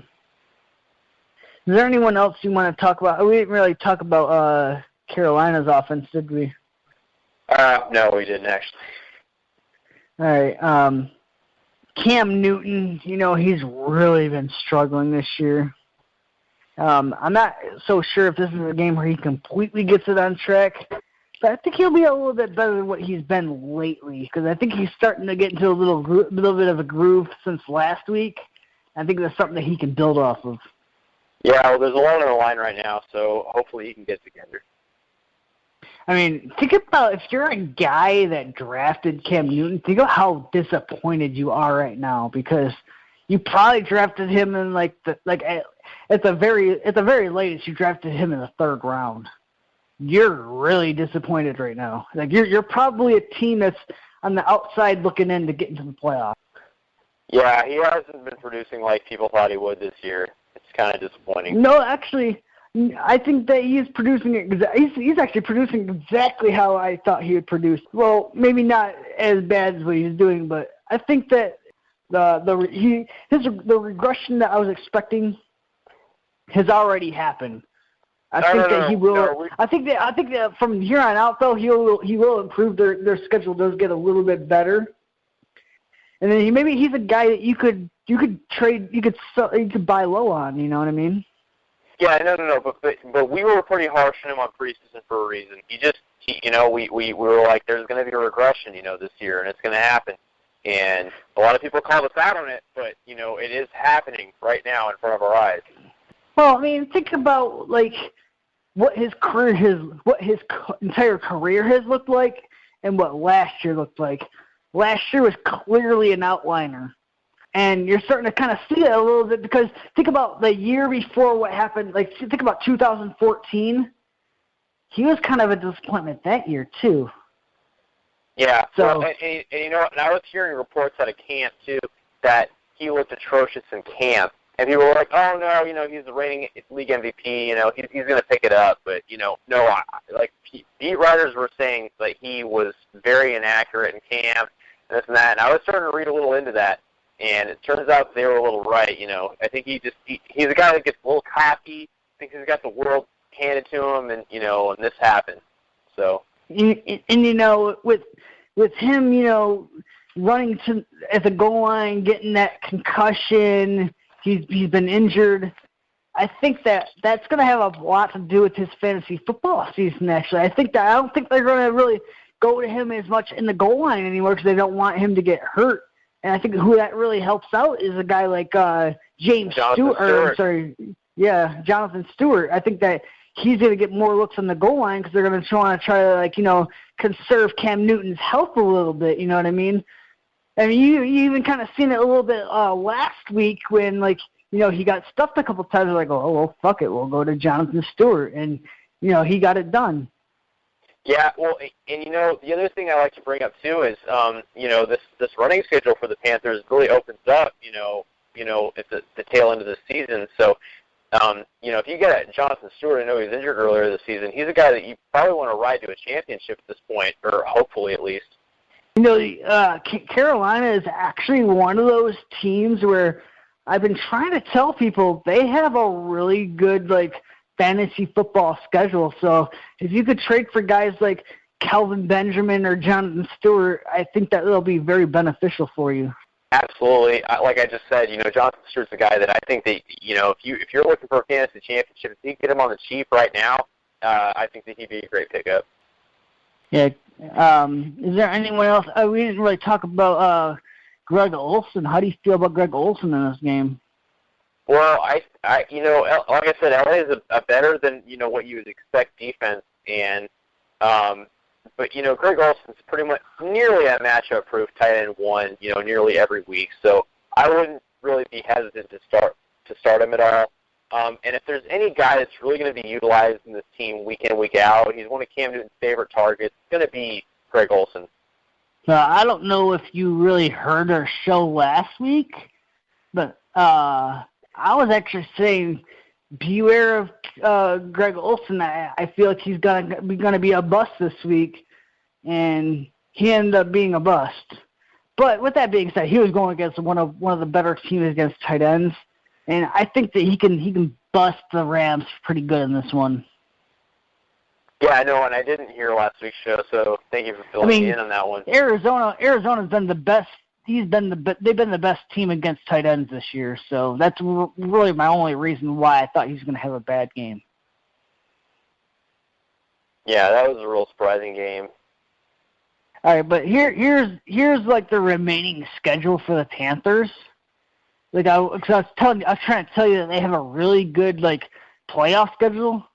From weeks 14 through 16, here's who they play. They play the Chargers, they play the Redskins, and they play the Falcons. So if you have Calvin Benjamin or, say, like a Jonathan Stewart, you're feeling pretty good about that, aren't you? I would have to say so, yeah, absolutely. Like if I don't have one of those two players, I'm probably trying to trade for one of them. Like I think that would be a great asset down the line. And even going past that one, they also play the Saints and the Raiders week 11 and week 12. But keep in mind they also play the Chiefs week 10 and they play the Seattle Seahawks week 13. But like they have like 5 good matchups for the remaining of the season. Like that's pretty good. Yeah, that's how it happened last year, actually. If you look at it last year, they had a pretty easy schedule opening up the last year, too, and I don't know what the schedule committee was thinking, but, yeah, no, I definitely agree. These are guys that you're going to want down the stretch. All right, let's go on to the next matchup, yeah? Yeah, let's do it. All right, we got Indianapolis going on the road against Green Bay. Green Bay is 7.5 point favorites on the road. This is the highest over and under this week. It's probably, honestly, I think it's the highest over and under this year. The over and under this week is 54.5 points. So obviously Vegas thinks this is going to be a shootout. I tend to agree with that one, obviously.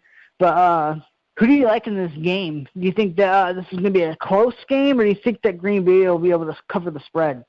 7.5 points. I mean, this is a really hard one for me to predict here because I think that number one, like everybody else is thinking, it's going to be a shootout, and number two, I think this is a game that will easily be the highest scoring game of the week, and number three, I think that Green Bay will win at home this week because they're at home solely. I think that that's the reason. Indianapolis has proven this year they're not really a good road team at all. They really aren't a good team in general, but, this is a game that does, that I think they can trade blows in this game because Indianapolis has an offense that supports a shootout.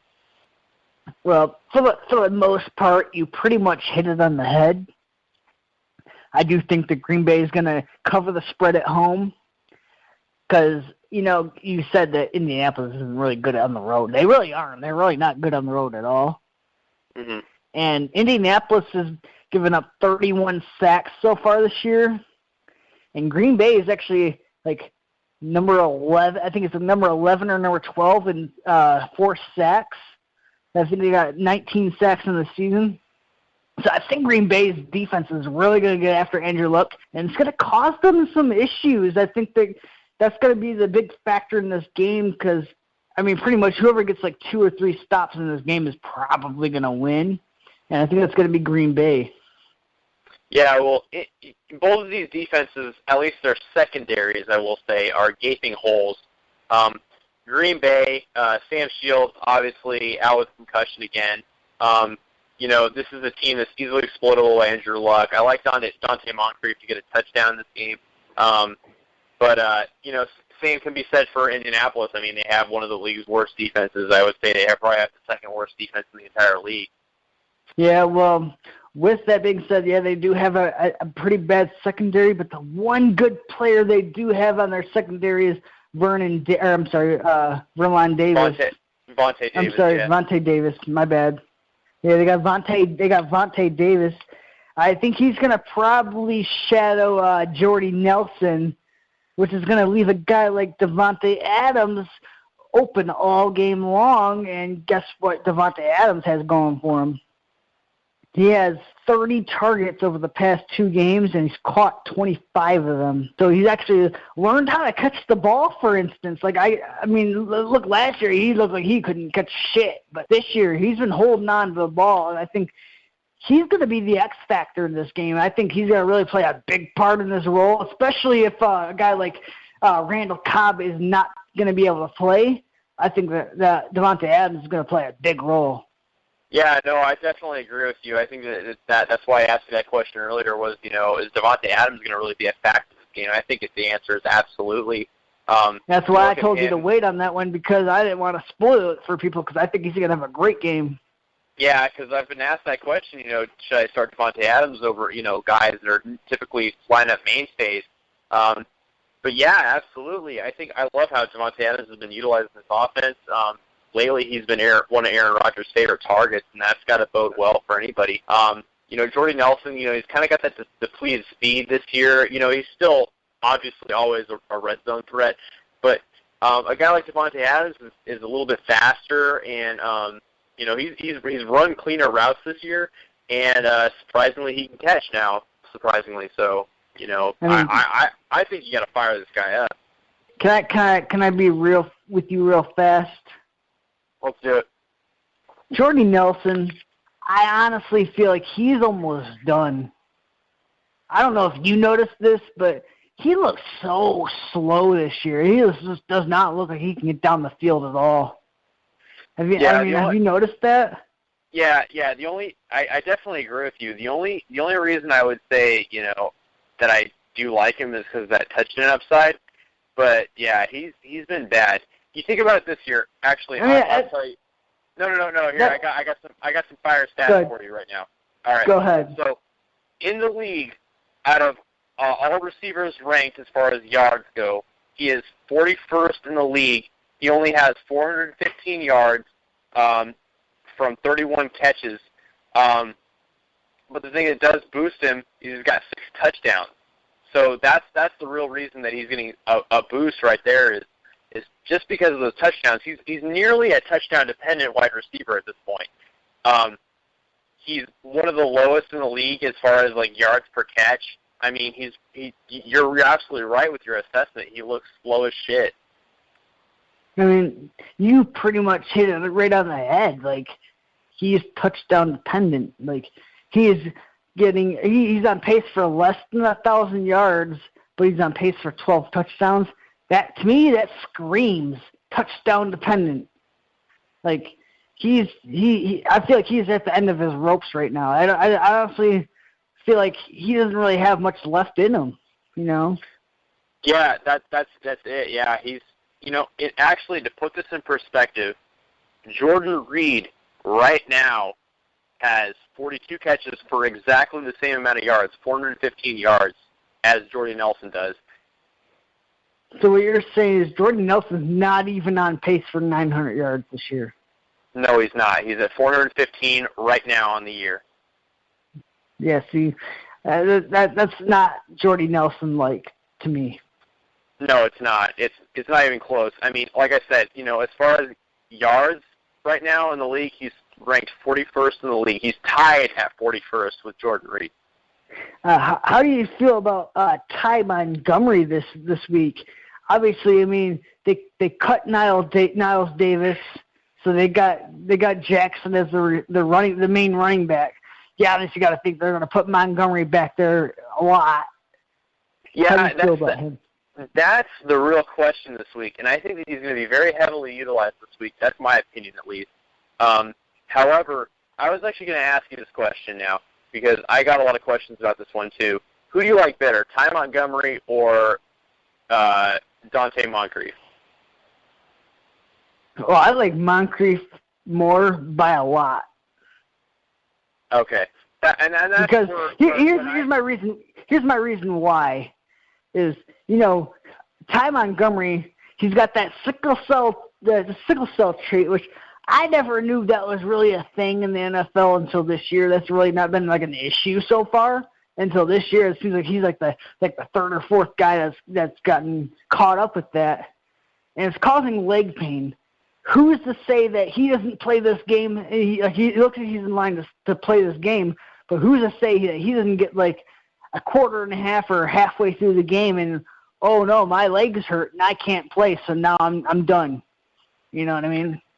Yeah, he could end up being the Blue Falcon of your team this week. So that's good. I want to get your insight on that. However, I do think that let's say that he does stay healthy all game. I think that he's going to be heavily utilized. He's a guy that I love. If you plug him in your receiver spot, as your third receiver, he's a guy that's going to get rushing yards and passing yards. He's going to be utilized kind of like a Le'Veon Bell, not to the same extent though. But he's a guy that has a very high ceiling. If he plays the entire game. Yeah, I mean, if he is to play the entire game and he's not, oh my God, I have sickle cell, I can't play. Mm-hmm. I think he will be utilized pretty good. I could see him getting like somewhere in between like 8 to 10 carries and probably like 6 catches, something along 15. I could see him getting like 15 total touches. Does that sound fair? Yeah. That's if he's to play the whole game. Yeah. I have actually something to bring up, and I just found this out right now. Can I explain this to you? We can edit this out in a second. But go ahead. Comparing Jordy Nelson's passing yards this year, do you know who is right behind him in passing yardage and isn't even a wide receiver? Who's that? David Johnson has only 4 more receptions than Jordy Nelson does, and he has 407 yards compared to his 415 yards. Well, I mean, that just goes to show how much Arizona uses the running backs in the passing game, Yeah, I thought that was interesting though. Like that's really a running back is nearly surpassing a fully fledged wide receiver in his own job. Yeah, I mean, you gotta think about like Arizona's right. I mean, we're obviously gonna get into this in a little bit on the other side of the ball, but Arizona's wide receivers have not been good outside of Larry Fitzgerald. Their receivers have not been good. They've been a disappointment this year. Yeah, it's been. So that has a lot to do with it. All right, let's get back on topic then. Yeah, so as far as Ty Montgomery goes, I think that you definitely plug him in though. If you're I think if as a wide receiver 3 or a flex play, maybe depending on the bye week, maybe even as a wide receiver 2, you never know.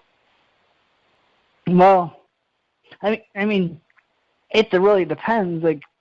Are you using time on? I mean, obviously, in most fantasy aspects, he's still considered a wide receiver. But let's face it, you're probably putting him in your flex position. You're probably using him to substitute a running back. If you're using him to substitute a running back, you're doing pretty good at that point. You know what I mean? Yeah, absolutely. So I think that he makes an excellent flex play at this point. If he is to play a full game and not have that sickle cell bother him at all, he's going to do good. Yeah, I definitely agree with that. All right. Is there any other players you want to mention in this game? I think that Jack Doyle's not going to be a factor. I don't think that Dwayne Allen is going to be a factor. Is there anyone else that you can think of? No, I think that's it. I just want to reiterate, though, that, Dante Moncrief, man. I mean, this guy, last year he was nearly averaging a touchdown a game when Andrew Luck was healthy. I think he's a guy that, now that he's deemed fully healthy, he's a guy that you plug in there, and he's a good bet to get a touchdown. Well, I think, and I could be wrong on this. Just don't quote me on this. But I think in Dante Moncrief's last 9 games, he has 8 touchdowns. No, that's about accurate. I looked it up last night. I can't quote you on that one, but I do know that he is somewhere in that vicinity. If not, it's 7 in 9 games, but still, it's basically I feel like that. I feel like I could be spot on, but I could be a little bit off. But I feel like he almost gets a touchdown every game. And that Andrew Luck is healthy. That's the caveat on that one. Yes, when Andrew Luck is healthy, he is nearly averaging a touchdown a game. All right, so let's go on to the next game, yeah? Yeah, let's do it. All right, we got the Tennessee Titans going on the road against the San Diego Chargers. The Chargers are 4-point favorites at home. The over and under is 47, so I think it's going to be relatively, high scoring. Who do you have winning this game? I think that San Diego, has to win this one to stay competitive in the division. Tennessee, they're in a shitty division. They're not really doing anything. They're not going to go anywhere this year. So I think San Diego has more riding on this. They're at home. And Tennessee's not a real bandwagon team, that tends to dominate that stadium. So I want to say San Diego on this one. Well, the way I feel about this game is, you're right. San Diego really needs to win this game to stay competitive and stay in that wild card position. But Tennessee, they're 4-4. They also need this game pretty bad. And, they didn't, when it matters most, they have been winning. I feel like that this is a game that they're really going to come out and they're going to take it to San Diego, I feel like they're going to use their run game. They're going to try and control the clock. They're going to try to keep that hot San Diego offense off of the field. I think that's probably their biggest asset to their offense is they've been able to run the ball. They're probably top 3 in time of possession this year. I feel like they're going to try to utilize that in order to win this game because, their defense. I feel like their defense is overrated, to be honest. I feel like their defense is only in the middle of the pack only because of the time of possession. So they're going to try to run the ball in San Diego. And I mean, San Diego is from pretty decent at stopping the run. So it's kind of like a strength against strength, in my opinion. Yeah, absolutely. This is a game where I really want to call it, a spade or a wash. But the reason that I really think that San Diego has this game is I am going to assume that Tyrell Williams will be healthy to start this game. I think that Travis Benjamin will be out. I think that Tyrell Williams will be the focal point of this offense. along with Melvin Gordon, who I actually think last week against Denver showed some real strides. And I know that Denver is a team that you can run the ball against, but Melvin Gordon looked pretty damn good against them. So I think that Melvin Gordon's a guy too that could be the X factor in this game. He was making some really good breaks, some nice moves on runs. I really liked what I saw about him last week. Well, just to caveat off of your injury suspect, Tyrell Williams, he looks like he's a go to play. I know he has a bum knee, but he's good to go. Travis Benjamin, he also has a PCL sprain, but he's been practicing limited all week, so he looks like he's also good to go. So I think they're both going to be ready for Sunday. So you really don't have to worry about that. Okay. Well, it better be safe. Sorry.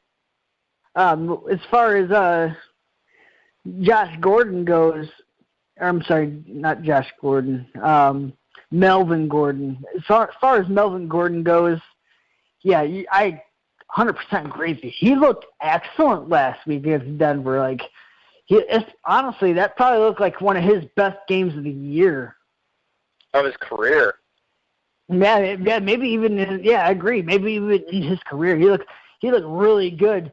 And Tennessee's kind of been like a middle of the road defense. Like, they're not exactly elite. Like, they're a defense that can be exposed. And I don't necessarily think that San Diego is going to lean on their run game at all. I feel like they can pass the ball in Tennessee. I kind of really like Tyrell Williams in this game. I'm not going to lie. I know, and that's what I said, too. I feel like this is a game where Tyrell Williams could really be a blow-up player because Tennessee's secondary really is there's no big names back there, and they haven't really been good against defending the wide receiver this year, or, they've been middling. They've given up about 258 yards in the air so far this year. Yeah, and I think this is a game that really suits Tyrell Williams. He's a guy that, has a nose for finding the red zone when he gets those opportunities. And he's also a guy, that's he's really fast. He can find separation. He's a guy that you want to have. If you have Tyrell Williams on your team and he's a go for Sunday, he's a great flex play for me, or even a wide receiver 3 play. Well, I mean, just put it this way. Like, in the league that we're both in, we could start two wide receivers and 2 flex plays, and I think I have Kelvin Benjamin, I got Jarvis Landry, and my 2 flex plays, I'm thinking about starting Mike Thomas and Tyrell Williams, and that's with guys like Latavius Murray, Theo Riddick. They're both in the fringe there. So I'm kind of thinking about, maybe Tyrell Williams is a pretty good start. Yeah, that's what I'm thinking too this week. And it would be even more boosted if, say, Travis Benjamin were not to go. I think that makes him an absolute must start this week if Travis Benjamin doesn't go. Well, from what I've heard on the Twitter so far, I heard that Travis Benjamin will most likely play, but he's been limited all week. Well, we'll see on that one. But moving right along though, this Hunter Henry has been ruled out, so I think this kind of boosts Gates up a little bit. I think he's usually a good bet for a touchdown. Yeah, Gates is a wide receiver 1 now that Hunter Henry is out for the week.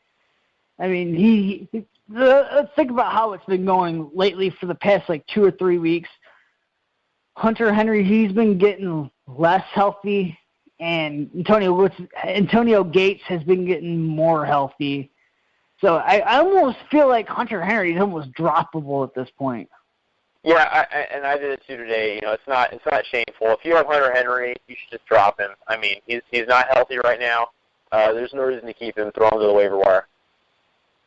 All right. Is there anybody else you want to mention in this game? I think there's one other player I do want to mention real fast.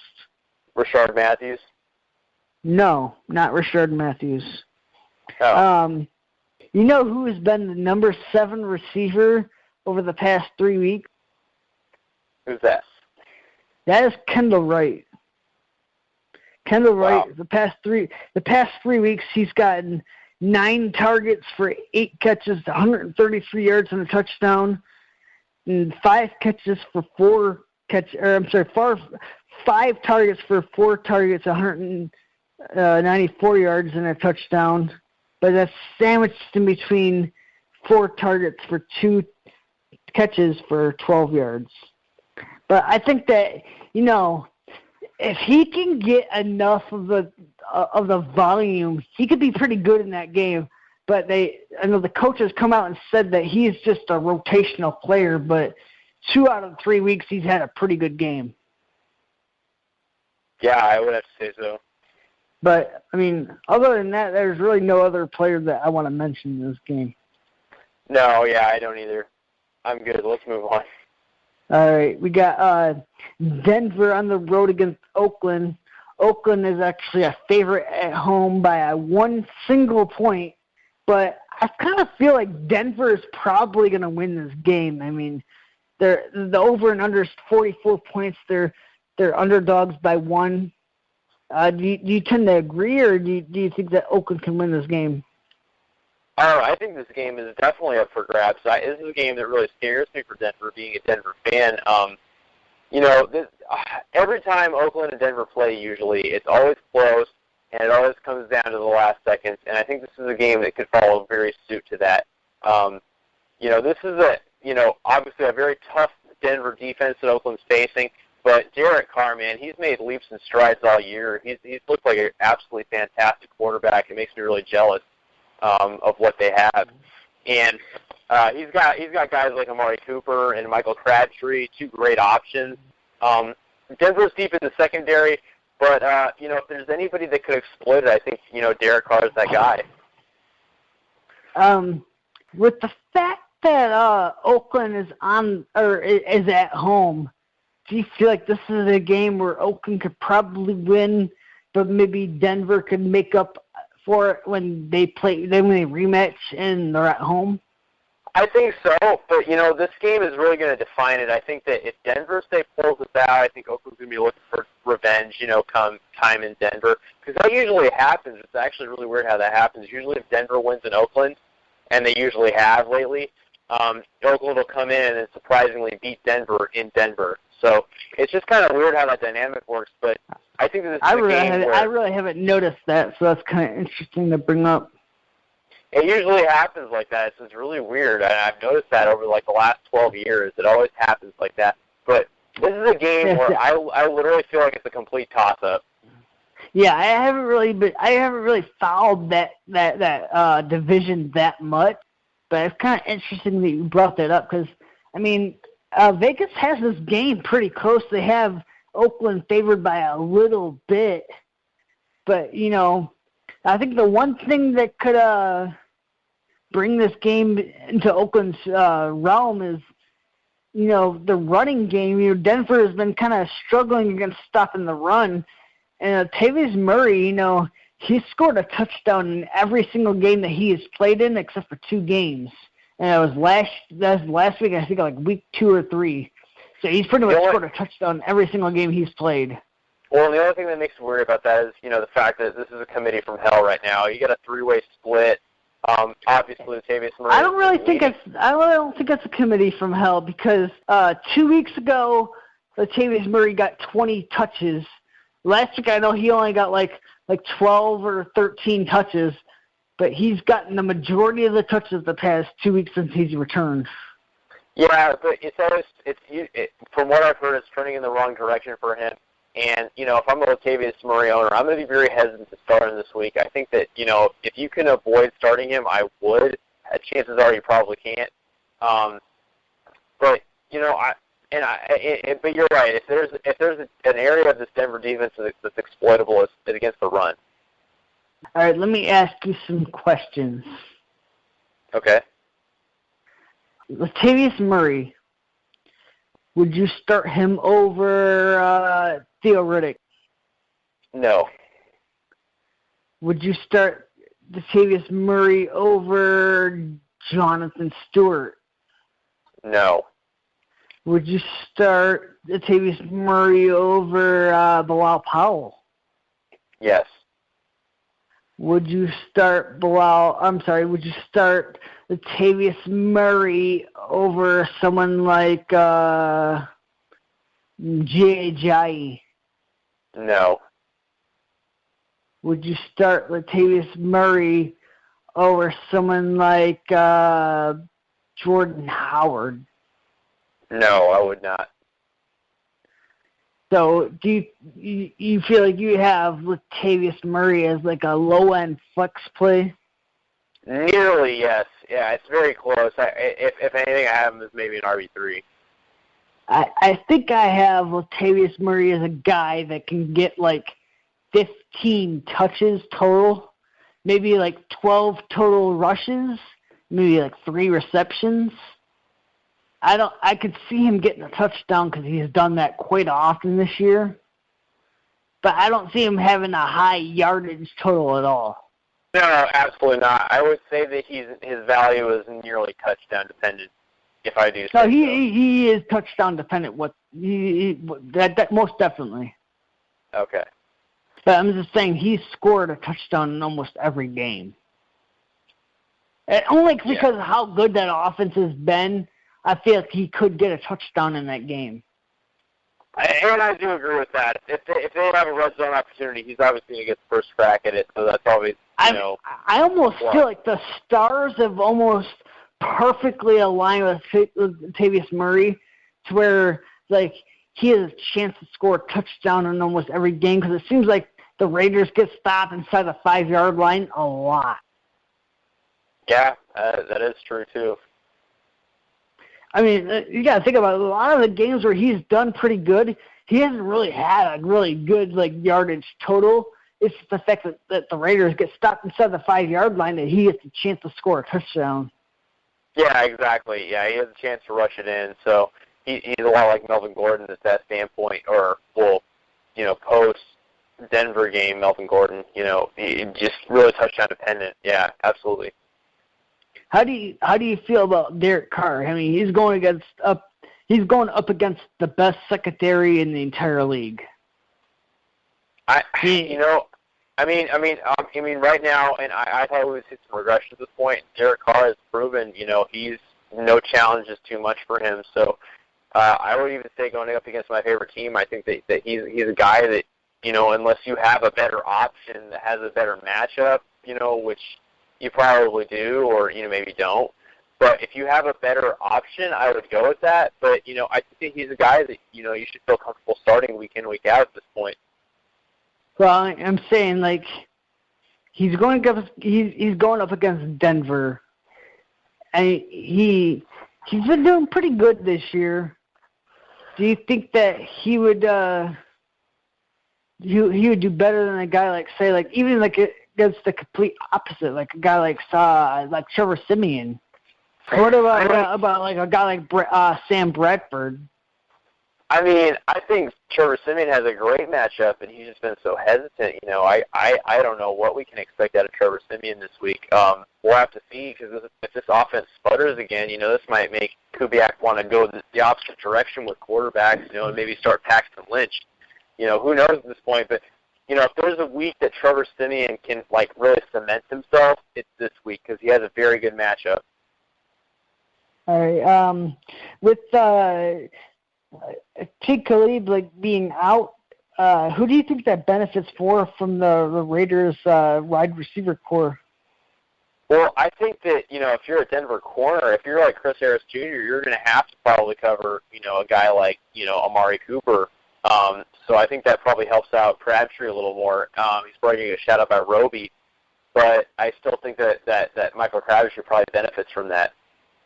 Well, I think I tend to agree with you. I think that Amari Cooper is going to get shut down by Chris Harris, but I think Amari Cooper is going to work a guy like Roby a little bit. I think that he's going to have some success against him. And, I think that's going to be one of the weak spot on Denver's defense. And I tend to agree with you on that one. I think that it will be. I think that Bradley Roby, he's only it's his third year in the league, and he's got a long way to go. But he looked really good last week against San Diego, and I know that's San Diego, but he's a guy that's proven in his own right. He's a guy that I like to really compare a lot to Marcus Peters. He's a guy that isn't necessarily a shutdown corner, but man, oh man, does he put himself in a position to get those picks. I mean, the way I think about Roby is he's a guy that normally plays in the slot. If he plays on the outside, I think he's not really used to doing that, and I think that a guy like Michael Crabtree can kind of explode that a little bit, and I think that he can have some success doing that. I think so too, but you got to remember, Chris Harris used to be an elite slot corner, and then they moved him around. Now he's just an elite corner in general. But that's a pretty good point, actually. Yeah, I mean, Chris Harris Jr. started out, and he was just a shutdown slot corner, and he turned into a really good just overall corner in general.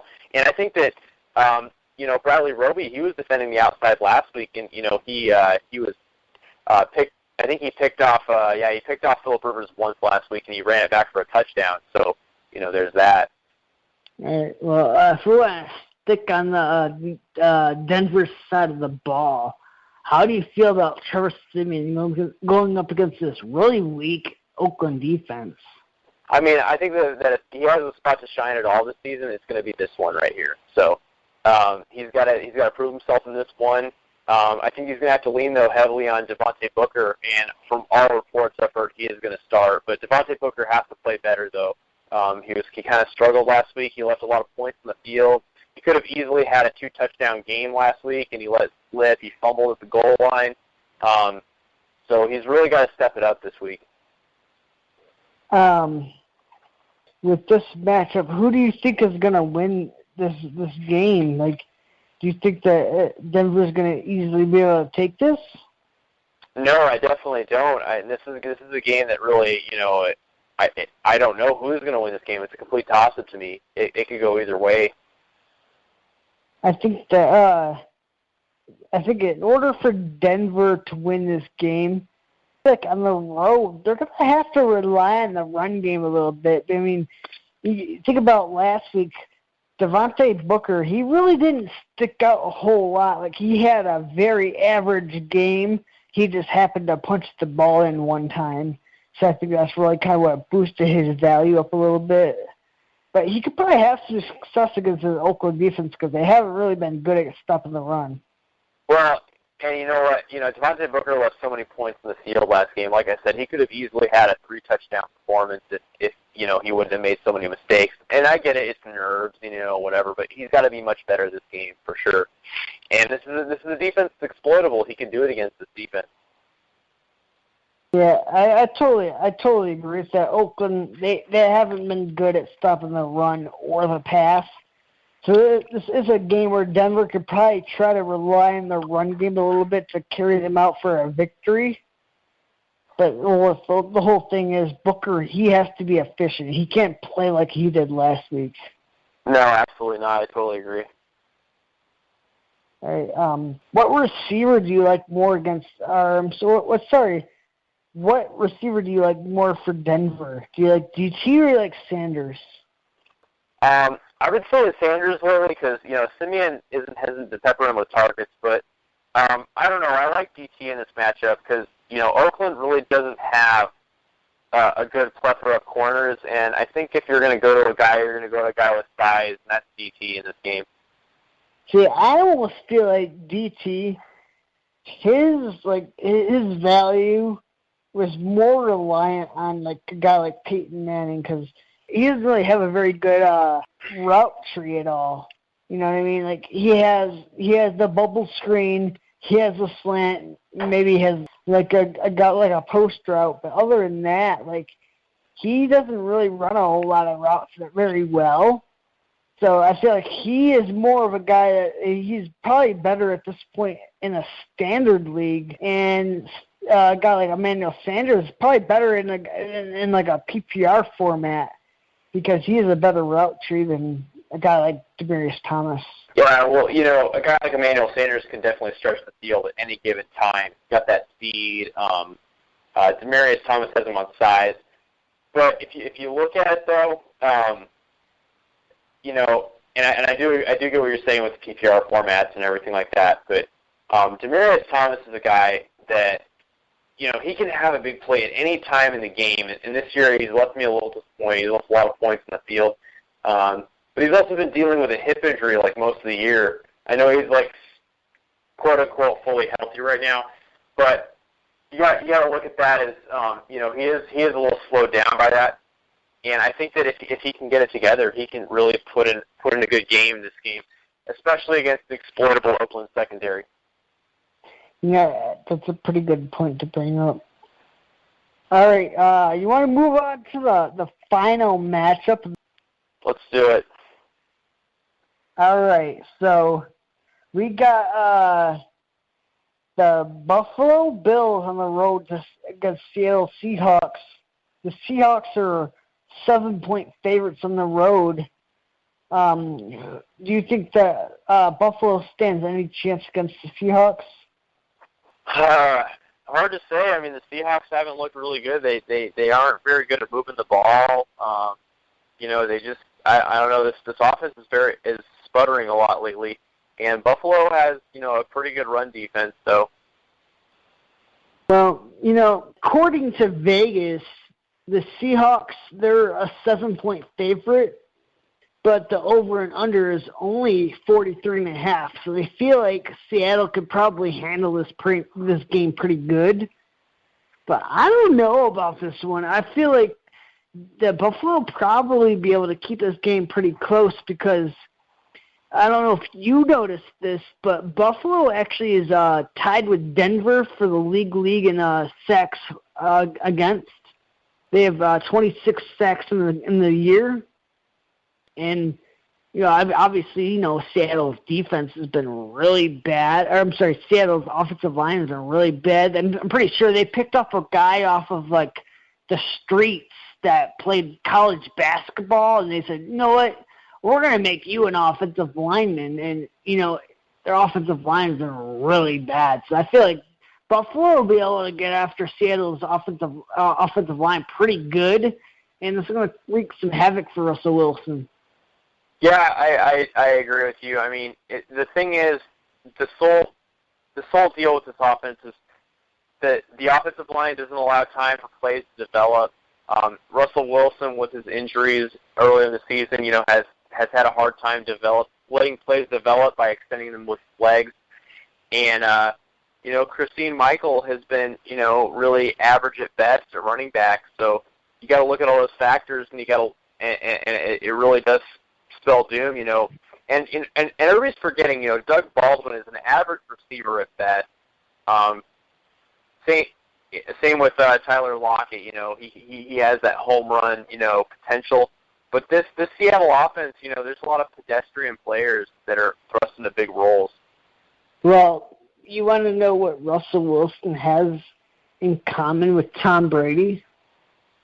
What's that? You know, they both have 44 yards rushing on the season. Can you believe that? Tom Brady has ran for as many yards rushing as Russell Wilson this year. That's crazy. You know what else is pretty crazy? What's that? Is that Tom Brady has played 4 less games than Russell Wilson, and he's only behind by 500 yards passing behind Russell Wilson for the season. Well, that's not surprising because I think Russell Wilson is 23rd among the league in fantasy points per quarterback. And that has a lot to do with the fact that he only has 44 yards rushing, and he's a rushing quarterback. Yeah, well, and here's the other thing, too. He's only thrown 5 touchdown passes on the season. I mean, he is good with the ball. You're correct.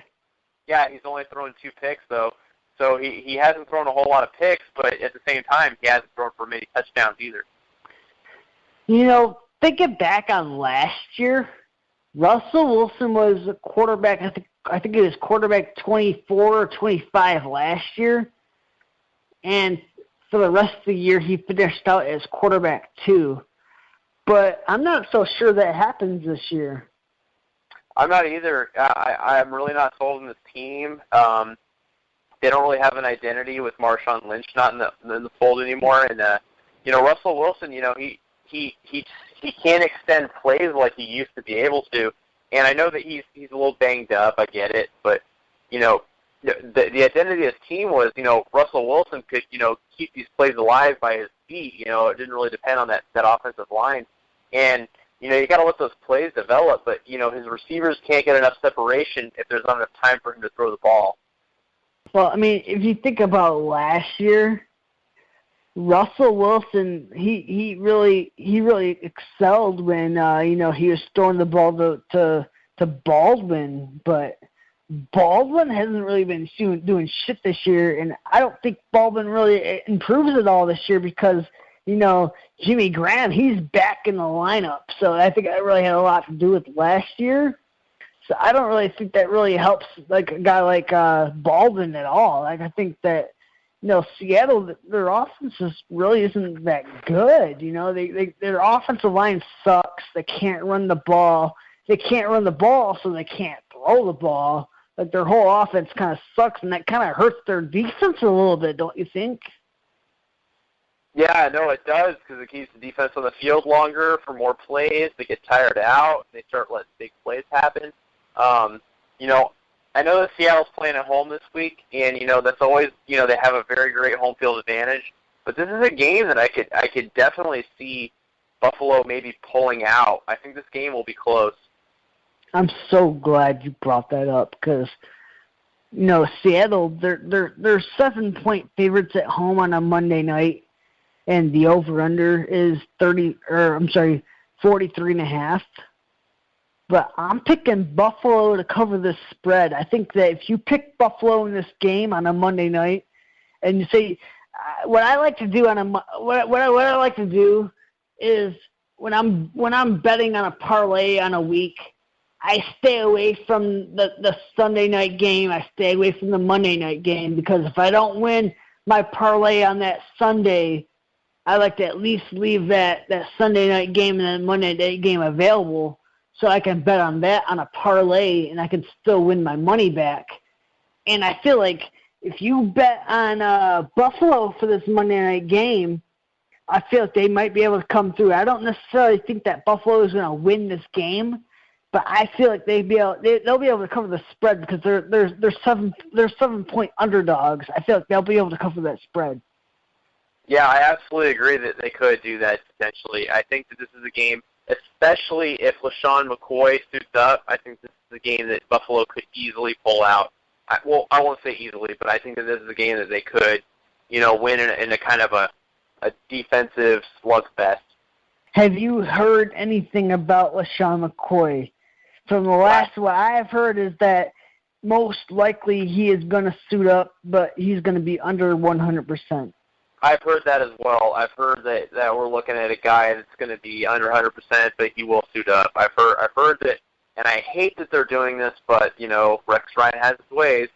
They're gonna let him suit up, even though he's less than 100%. I would not do that with my star running back, but hey, whatever, fuck it. We'll see.